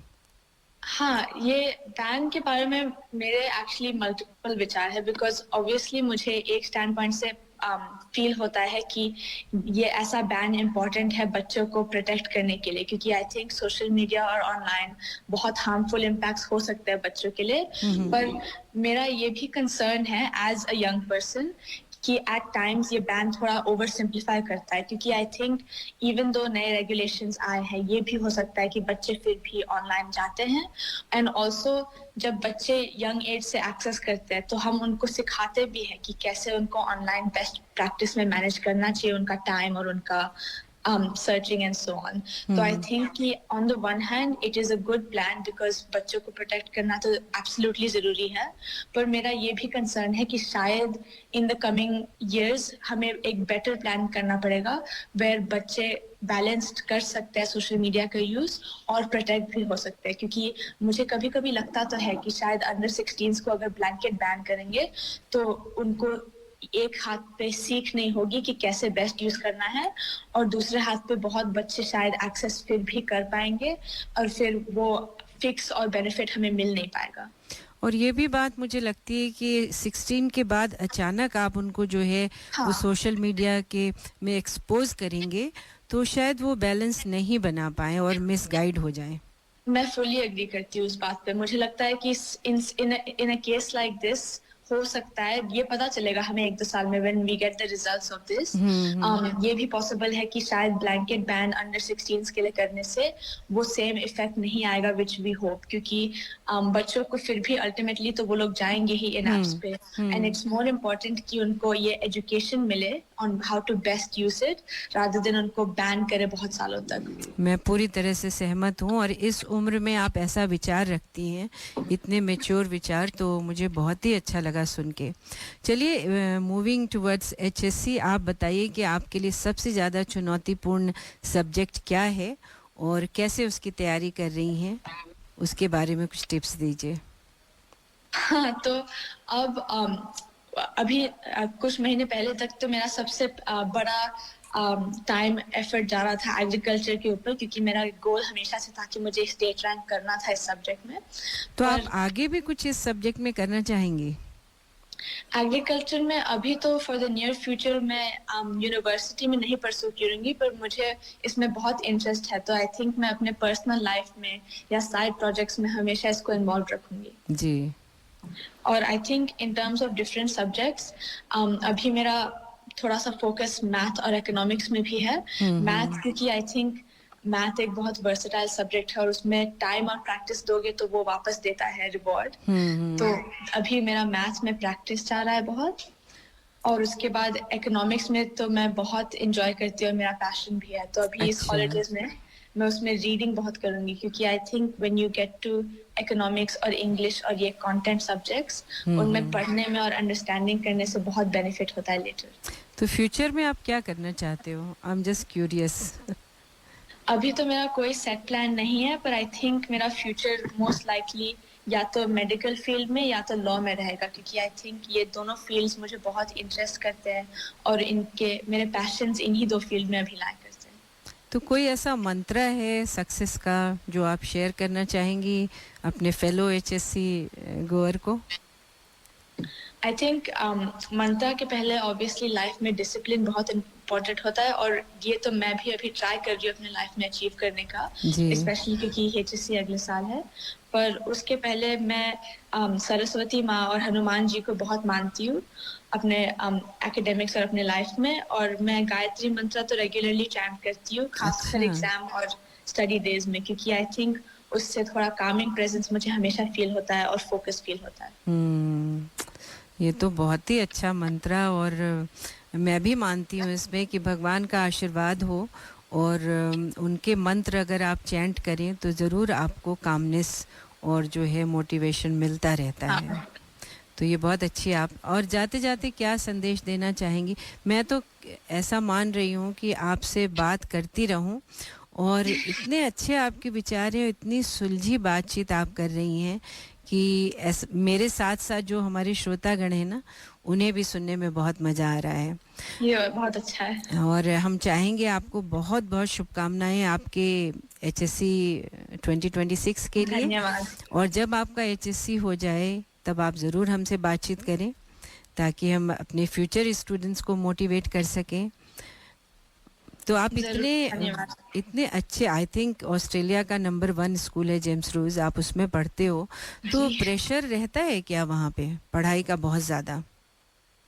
मुझे लगता है कि जितना प्रेशर जेम्स रूस में के साथ एसोसिएटेड है, उतना प्रेशर सारे बच्चे सिडनी में और ऑस्ट्रेलिया में जो ट्राई करते हैं एकेडमिकली अच्छा करने का, उनके अंदर रहता है। पर मुझे तो जेम्स रूस में पर्सनली मेरे लिए प्रेशर रहता है, पर मुझे उसके पॉजिटिव बेनिफिट्स भी बहुत फील होता है, क्योंकि वो प्रेशर्स कम और एम्पावरमेंट भी बहुत हद तक रहता है। जहाँ पे सारे बच्चे हम ट्राई करते हैं अपना बेस्ट अचीव करने का, तो उसमें एक बहुत पॉजिटिव एनवायरनमेंट बन जाता है हमारे लिए, जहाँ पे हम सब ट्राई करते हैं और फील होता है कि we are all achieving our best success. बहुत अच्छे से आपने विचार रखे, और मैं सहमत हूँ कि प्रेशर जो है आप जितना लेते हैं उतना ही पड़ता है आपके ऊपर, अगर आप एक बैलेंस लाइफ बना के रखें और सब्जेक्ट को एंजॉय करें, है ना, एंजॉय करके पढ़ें, तो वो प्रेशर से आप दूर रह सकते हैं। तो हमसे बातचीत करने के लिए सानवी आपका बहुत बहुत धन्यवाद। बहुत अच्छे विचार हैं आपके, और आपकी हिंदी बहुत अच्छी है। मैं कहूँगी अरित्री की भी हिंदी बहुत अच्छी है और आपकी हिंदी भी बहुत अच्छी है, और इसका श्रेय मैं आपके माता पिता को दूँ।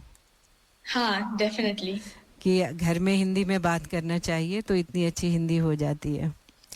हाँ, और प्लेजर तो मेरा है।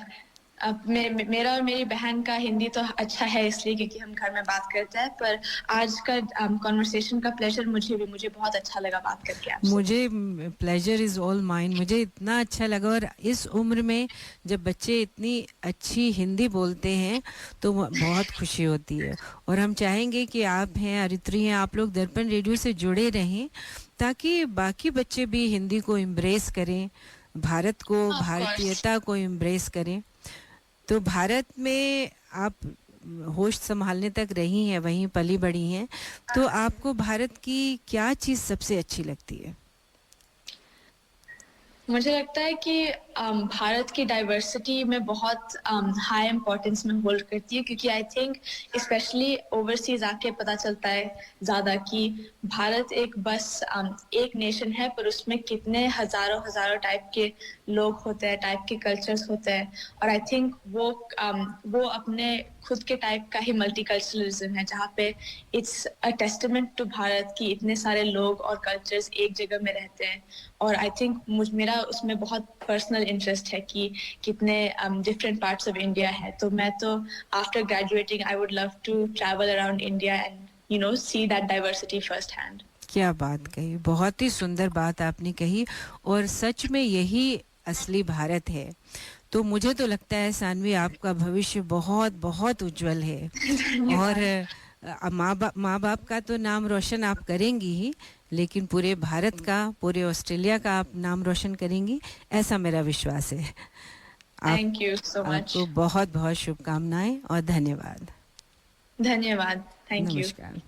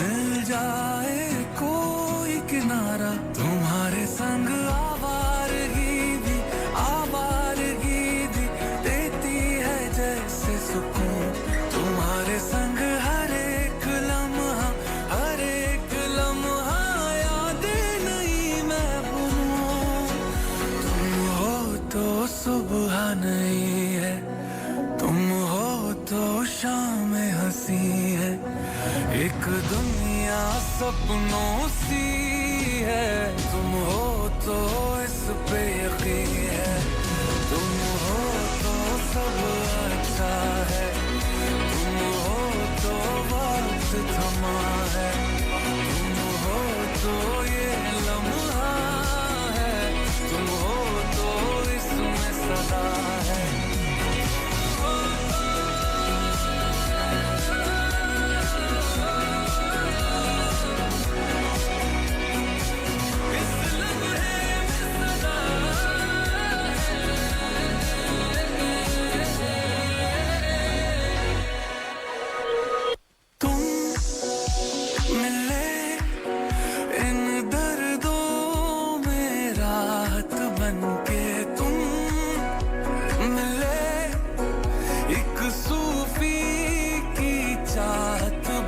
के मैं क्या कहूँ कोई लफ्ज ही काबिल नहीं है पर मुझको इतना है पता तुम्हारी इन आँखों से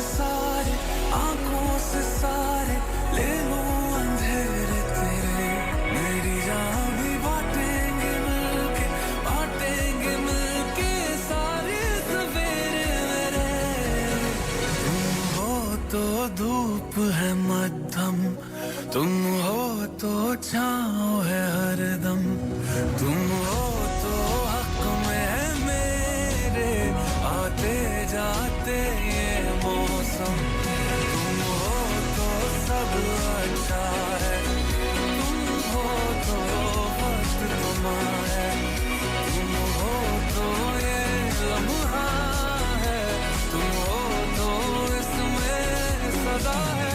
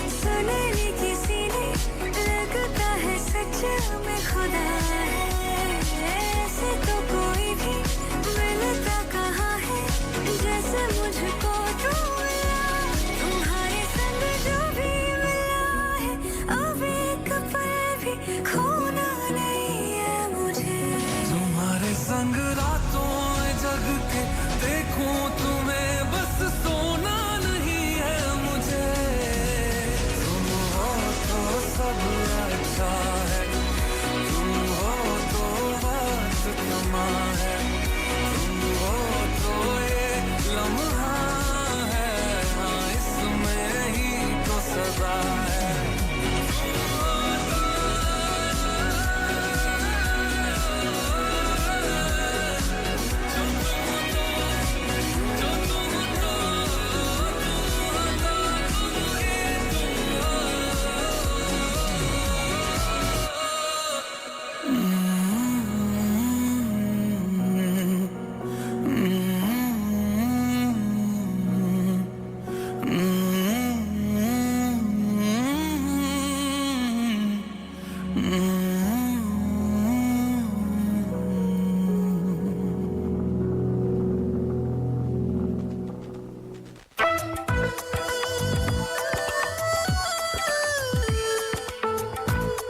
You can listen to community announcements and sponsorships on our website, dapanradio.org.au.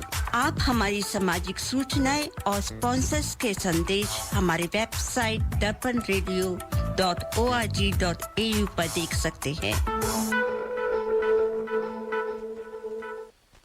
करी मास्टर ने कंप्लीट करी मिक्स बनाया फिर उसको घर घर में देखो पहुंचाया घंटों की कुकिंग को मिनटों में कर दिखाया वाह वाह वाह बढ़िया खाना बन के आया करी मास्टर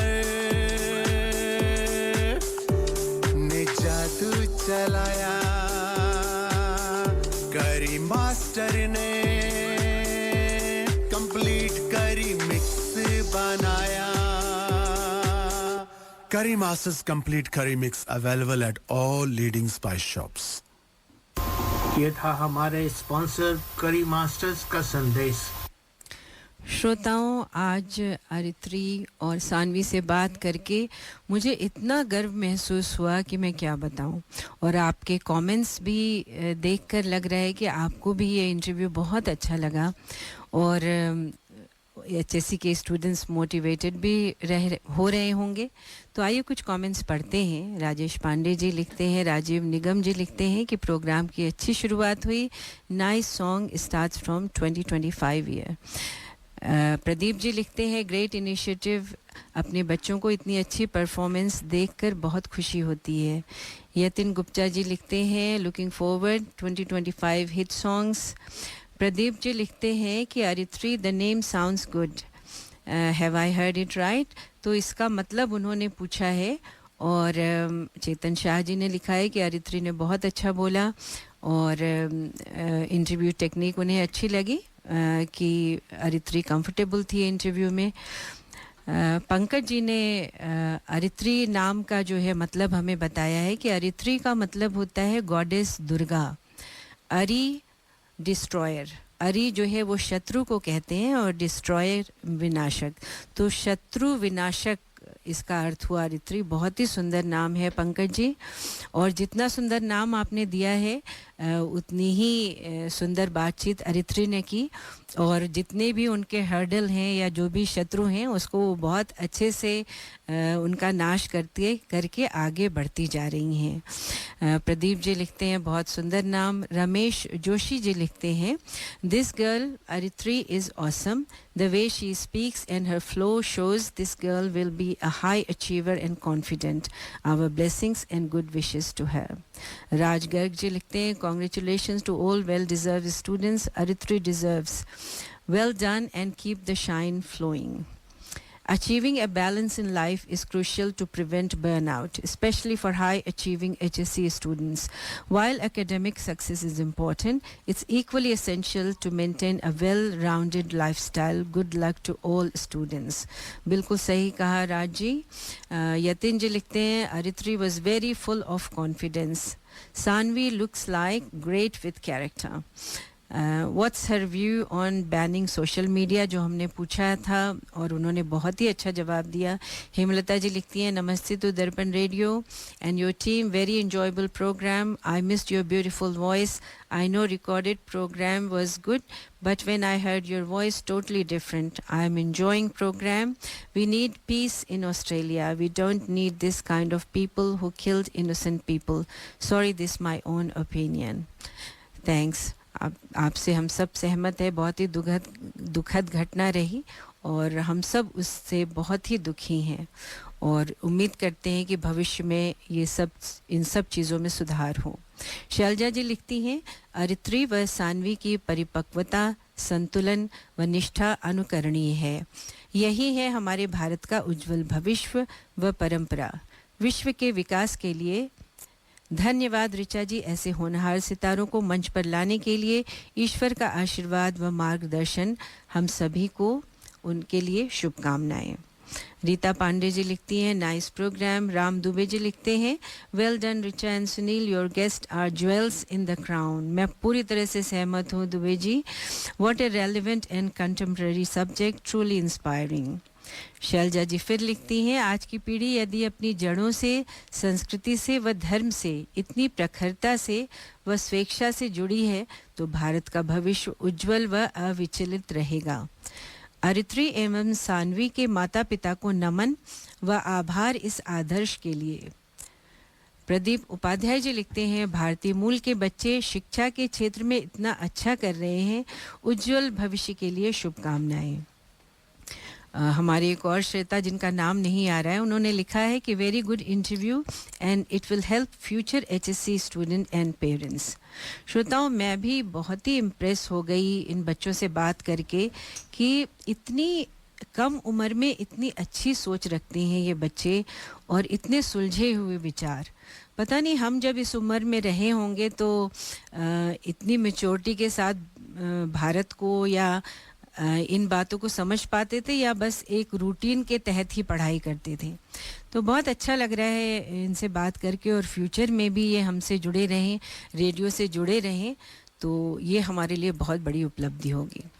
उपलब्धियों की बात करें तो आइए 2025 में भारत की क्या प्रमुख उपलब्धियां रहीं और क्या घटनाएं हुई उस बारे में बातचीत करते हैं। श्रोताओं, वर्ष 2025 भारत के लिए उपलब्धियों, नवाचार और सांस्कृतिक गौरव का वर्ष रहा। आइए कुछ घटनाओं पर नजर डालते हैं। राष्ट्रीय एवं सामाजिक घटनाओं में सबसे बड़ी घटना ये हुई प्रयागराज महाकुंभ 2025। प्रयागराज उत्तर प्रदेश में 13 जनवरी से 26 फरवरी तक करोड़ों श्रद्धालुओं की उपस्थिति के साथ महाकुंभ ने आस्था, व्यवस्था और तकनीक का अद्भुत उदाहरण प्रस्तुत किया। दूसरी घटना रही 76वां गणतंत्र दिवस समारोह। नई दिल्ली 26 जनवरी 2025 कर्तव्य पथ पर भारत की सैन्य शक्ति, नारी शक्ति और सांस्कृतिक विविधता की भव्य झलक देखने को मिली। सम्मान और पुरस्कार की बात करें तो पद्म पुरस्कार 2025 की घोषणा हुई 25 जनवरी 2025 में। कला, साहित्य, शिक्षा, चिकित्सा, समाज सेवा और विज्ञान के क्षेत्र में विशिष्ट योगदान के लिए देश की विभूतियों को पद्मश्री, पद्म भूषण और पद्म विभूषण से सम्मानित किया गया। पद्म पुरस्कार अलंकरण समारोह राष्ट्रपति भवन नई दिल्ली में अप्रैल 2025 में आयोजित किया गया। राष्ट्रपति द्वारा सम्मान प्रदान किया गया, जिसमें कलाकारों, वैज्ञानिकों और साहित्यकारों की उल्लेखनीय भागीदारी रही। बॉलीवुड और सिनेमा की बात करें तो 70वां राष्ट्रीय फिल्म पुरस्कार नई दिल्ली अगस्त 2025 में मिला। कंटेंट आधारित सिनेमा, महिला प्रधान फिल्मों और क्षेत्रीय सिनेमा को विशेष पहचान मिली। भारतीय सिनेमा की वैश्विक उपलब्धि में कांस फिल्म फेस्टिवल फ्रांस 2025 मई में आयोजित हुआ। भारतीय फिल्मों और कलाकारों की अंतर्राष्ट्रीय मंच पर सशक्त उपस्थिति दर्ज हुई। कविता, साहित्य और भाषा के क्षेत्र में साहित्य अकादमी पुरस्कार 2025 दिसंबर 2025 में हुआ। हिंदी, उर्दू और अन्य भारतीय भाषाओं के कवि लेखकों को उनके उत्कृष्ट साहित्यिक योगदान के लिए सम्मानित किया गया। कवि सम्मेलन और मुशायरे भोपाल में पूरे वर्ष 2025 में आयोजित होते रहे। लखनऊ में और भोपाल में कविता और गज़ल ने युवाओं के बीच नई लोकप्रियता हासिल की और साहित्यिक मंचों पर नई आवाज़ें उभरी। विज्ञान और तकनीक के क्षेत्र में ISRO के नई अंतरिक्ष मिशन विभिन्न चरणों में लॉन्च हुए। भारत ने अंतरिक्ष अनुसंधान में आत्मनिर्भरता की दिशा में महत्वपूर्ण उपलब्धियां दर्ज की। डिजिटल इंडिया और AI विस्तार 2025 में चरम सीमा पर चल रहा है। शिक्षा, स्वास्थ्य और प्रशासन में आर्टिफिशियल इंटेलिजेंस और डिजिटल सेवाओं का व्यापक उपयोग बढ़ा। खेल जगत में महिला भारतीय क्रिकेट टीम की ऐतिहासिक सफलता 2025 में हुई। महिला क्रिकेट टीम ने शानदार प्रदर्शन कर देश को गौरवान्वित किया और नई पीढ़ी को प्रेरणा दी। तो वर्ष 2025 भारत के लिए आस्था और विज्ञान, संस्कृति और तकनीक और परंपरा व प्रगति के संतुलन का प्रतीक बनकर उभरा। तो ये थी कुछ घटनाएं 2025 की। विश्व स्तर पर कई यादगार और चिंताजनक घटनाओं का साक्षी रहा, जिसमें दुखद घटना बोंडाई बीच पर हुई, जिससे हम सब अभी भी उभर नहीं पा रहे हैं। और इसका क्या समाधान होगा, भविष्य में कैसे हमारी सोच बदलेगी इन सब चीज़ों को लेके, उसकी बातचीत तो चलती रहेगी। तो एक लेते हैं ब्रेक और अंतर्राष्ट्रीय स्तर पर क्या क्या घटनाएं हुई उस बारे में हम आगे बातचीत करेंगे इस गीत के बाद।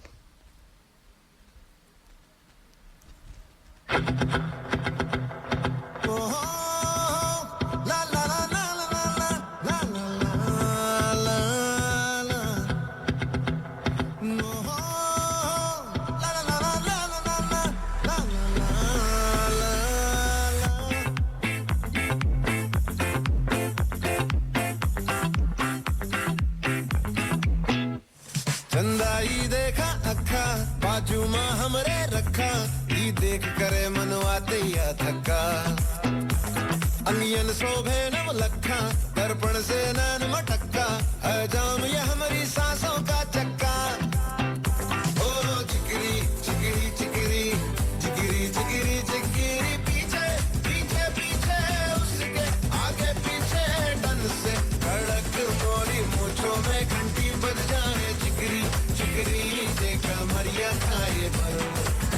से जियारा मोरा फिर उनका पीछे लग जावे जिगरी जिगरी जवानी मक्खन में सना चंदाई रहेगा अखा बाजू मां हमरे रखा ई देख करे मनवा तैया धक्का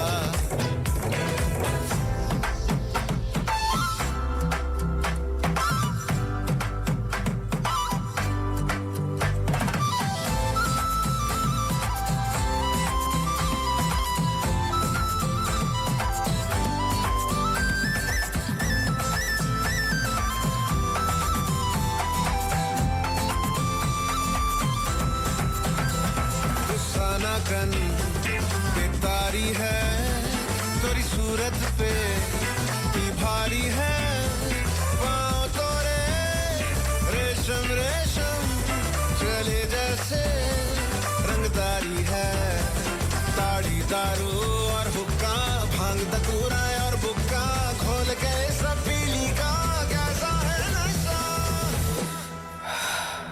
तेरे अंगों में जे दिल आ जाए मुँह से टप टप अंगरस भर से तो प्यासी बढ़ जाए ओ चिकरी चिकरी चिकरी चिकरी चिकरी चिकरी पीछे पीछे पीछे उसके आगे पीछे अंदाई रहेगा अखा बाजू मां हमरे रखा ई देख करे मनवा तैया धक्का अंगियन सोभे नो लखा दर्पण से नैन मटक्का है जाम ये हमारी सांसों का चक्का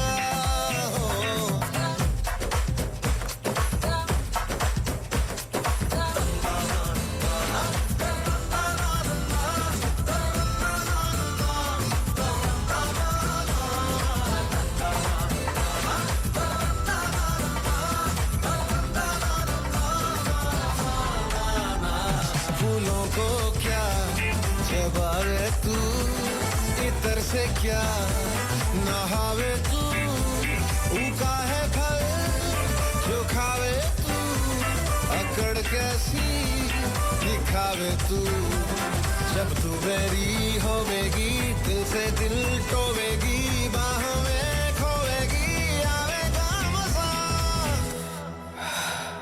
जीवन में जो ये दाग न होता ऐसा मोरा भाग न होता मरने से पहले तो के एक बार मैं छू लेता ओ चिकरी चिकरी चिकरी चिकरी चिकरी चिकरी पीछे पीछे पीछे उसके आगे पीछे चंदाई देखा अखा बाजू मां हमरे रखा ये देख करे मनवा तैया धक्का अंगियन सोभे नव लखा दर्पण से नैन मटक्का है जाम ये हमारी सांसों का चक्का चिकरी चिकरी चिकरी चिकरी चिकरी चिकरी पीछे पीछे पीछे उसके आगे पीछे डन से कड़क मोरी मोचों में घंटी बज जावे चिकरी चिकरी देखा मरिया खाए पर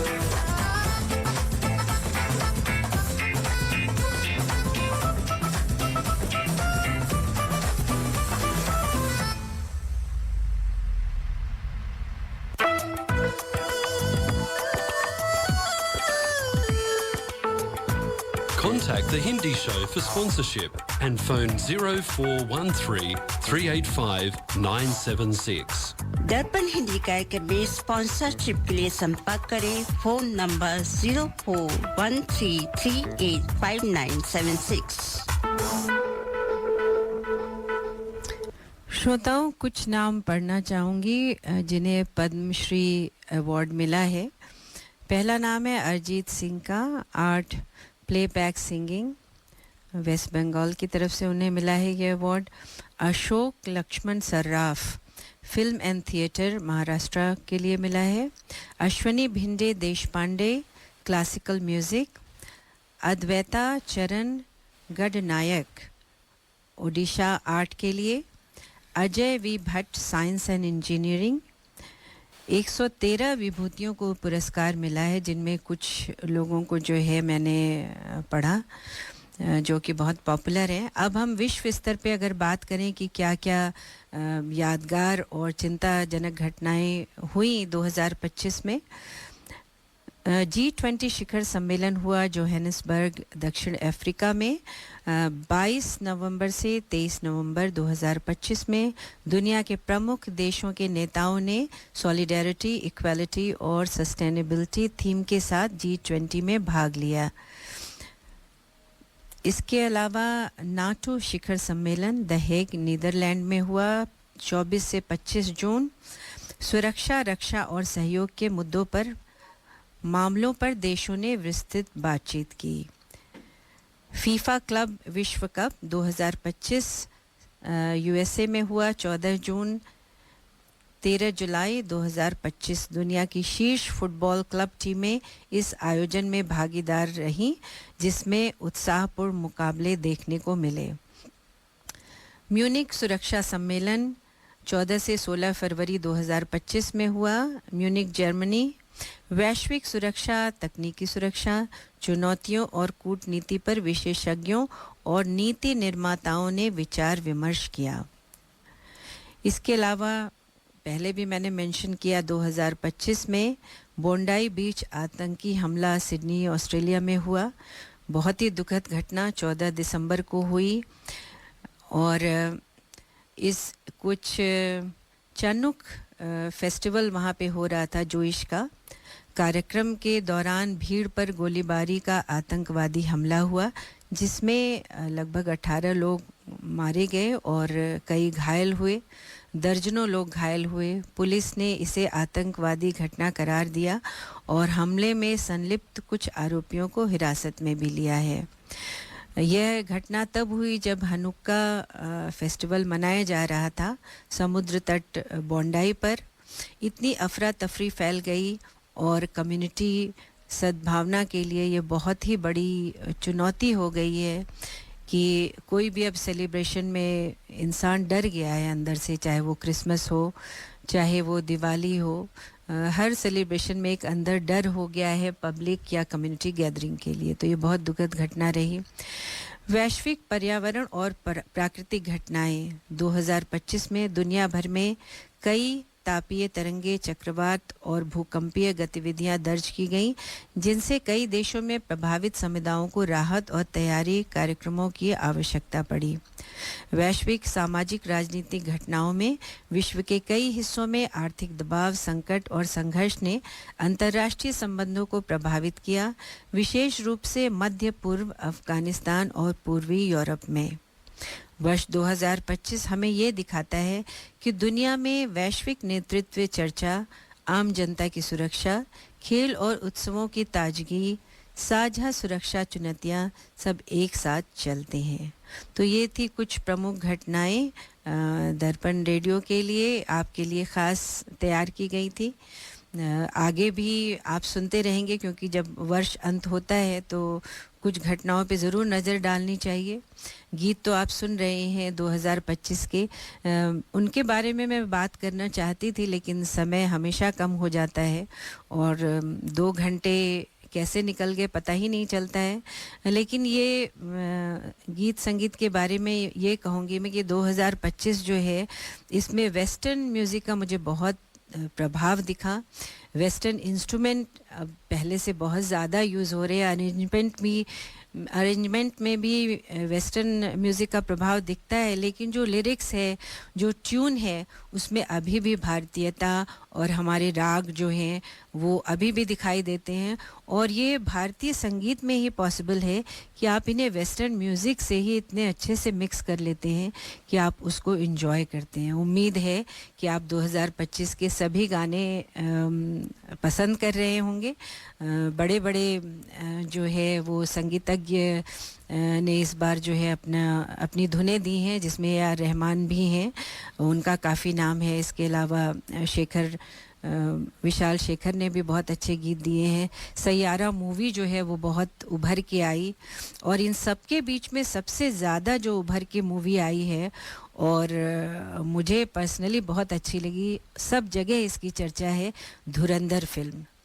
और धुरंधर फिल्म जो है, एक तो बोंडाई इवेंट के बाद आई है, तो इसलिए ज़्यादा चर्चित है। लेकिन अगर निर्देशन और कहानी की दृष्टि से देखें तो धुरंधर की कहानी एक गंभीर और यथार्थपरक जासूसी दुनिया में रची गई है। यह किसी एक घटना पर नहीं बल्कि भारत की सुरक्षा से जुड़ी कई ऐतिहासिक और संवेदनशील परिस्थितियों से प्रेरित है। कहानी एक ऐसे भारतीय एजेंट के इर्द गिर्द घूमती है जो दुश्मन की जमीन पर रहकर पहचान छिपाकर राष्ट्र के लिए काम करता है। इसमें सिर्फ बंदूक और पीछा नहीं बल्कि रणनीति, मनोवैज्ञानिक दबाव, विश्वासघात और बलिदान भी शामिल है। फिल्म यह दिखाने की कोशिश करती है कि जासूसी की दुनिया में नायक हमेशा विजेता नहीं होता बल्कि कई बार अकेला चुपचाप मानसिक रूप से थक भी जाता है और कई बार बलिदान भी देना पड़ता है। इसका कथानक जो है बहुत ही लेयर्स में है, परतदार है, जिसके कुछ हिस्से भारी और जटिल हैं। कई लोग इससे बहुत अपसेट भी हो सकते हैं, इसकी कहानी से, इसके कई दृश्य से। लेकिन आदित्य धर का निर्देशन धुरंधर की सबसे बड़ी ताकतों में से एक है। उन्होंने फिल्म को, सबसे ये अलग बात रही इस फिल्म की कि इस फिल्म में उन्होंने हीरो केंद्रित मसाला फिल्म नहीं बनाई बल्कि मिशन केंद्रित वातावरण प्रधान थ्रिलर के रूप में इसको गढ़ा है। और इसका एक एक सीन जो है वो बहुत ही इंटेंस है और छोटी छोटी बारीकियों पे उन्होंने ध्यान दिया है। तो मुझे तो ये फिल्म बहुत अच्छी लगी, आप भी ज़रूर देखिए और इसके निर्देशन का, इसकी कहानी का और कलाकारों के काम का जो है वो आनंद उठाइए। तो उम्मीद है आज का प्रोग्राम आपको पसंद आया होगा और अपनी टिप्पणियां भेजते रहिए ताकि हम बेहतर प्रोग्राम बना सकें आपकी पसंद का। बहुत बहुत धन्यवाद। नमस्कार।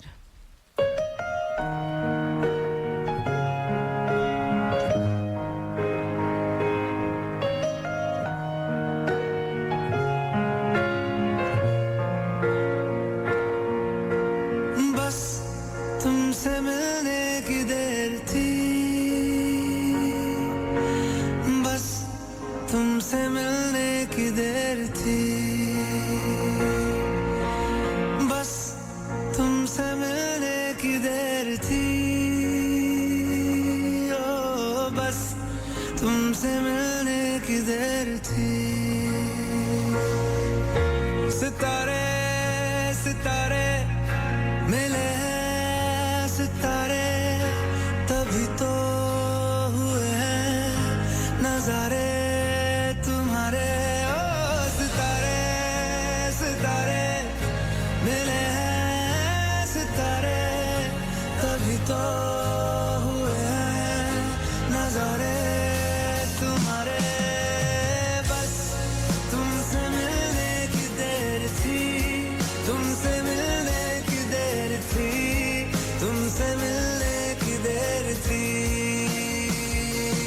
ओ बस तुमसे मिलने की देर थी, तुमसे मिलने की देर थी, तुमसे मिलने की देर थी।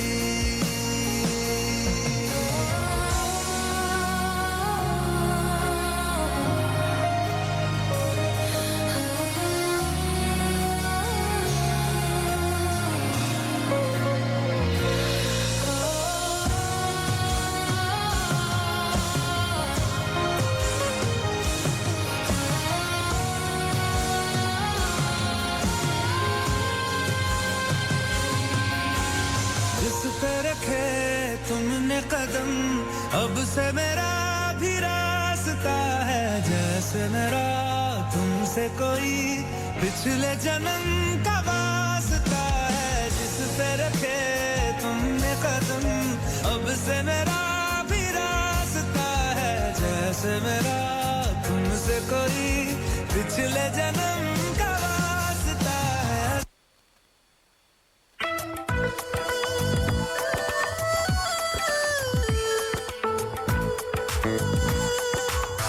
You have been listening to The Hindi Show.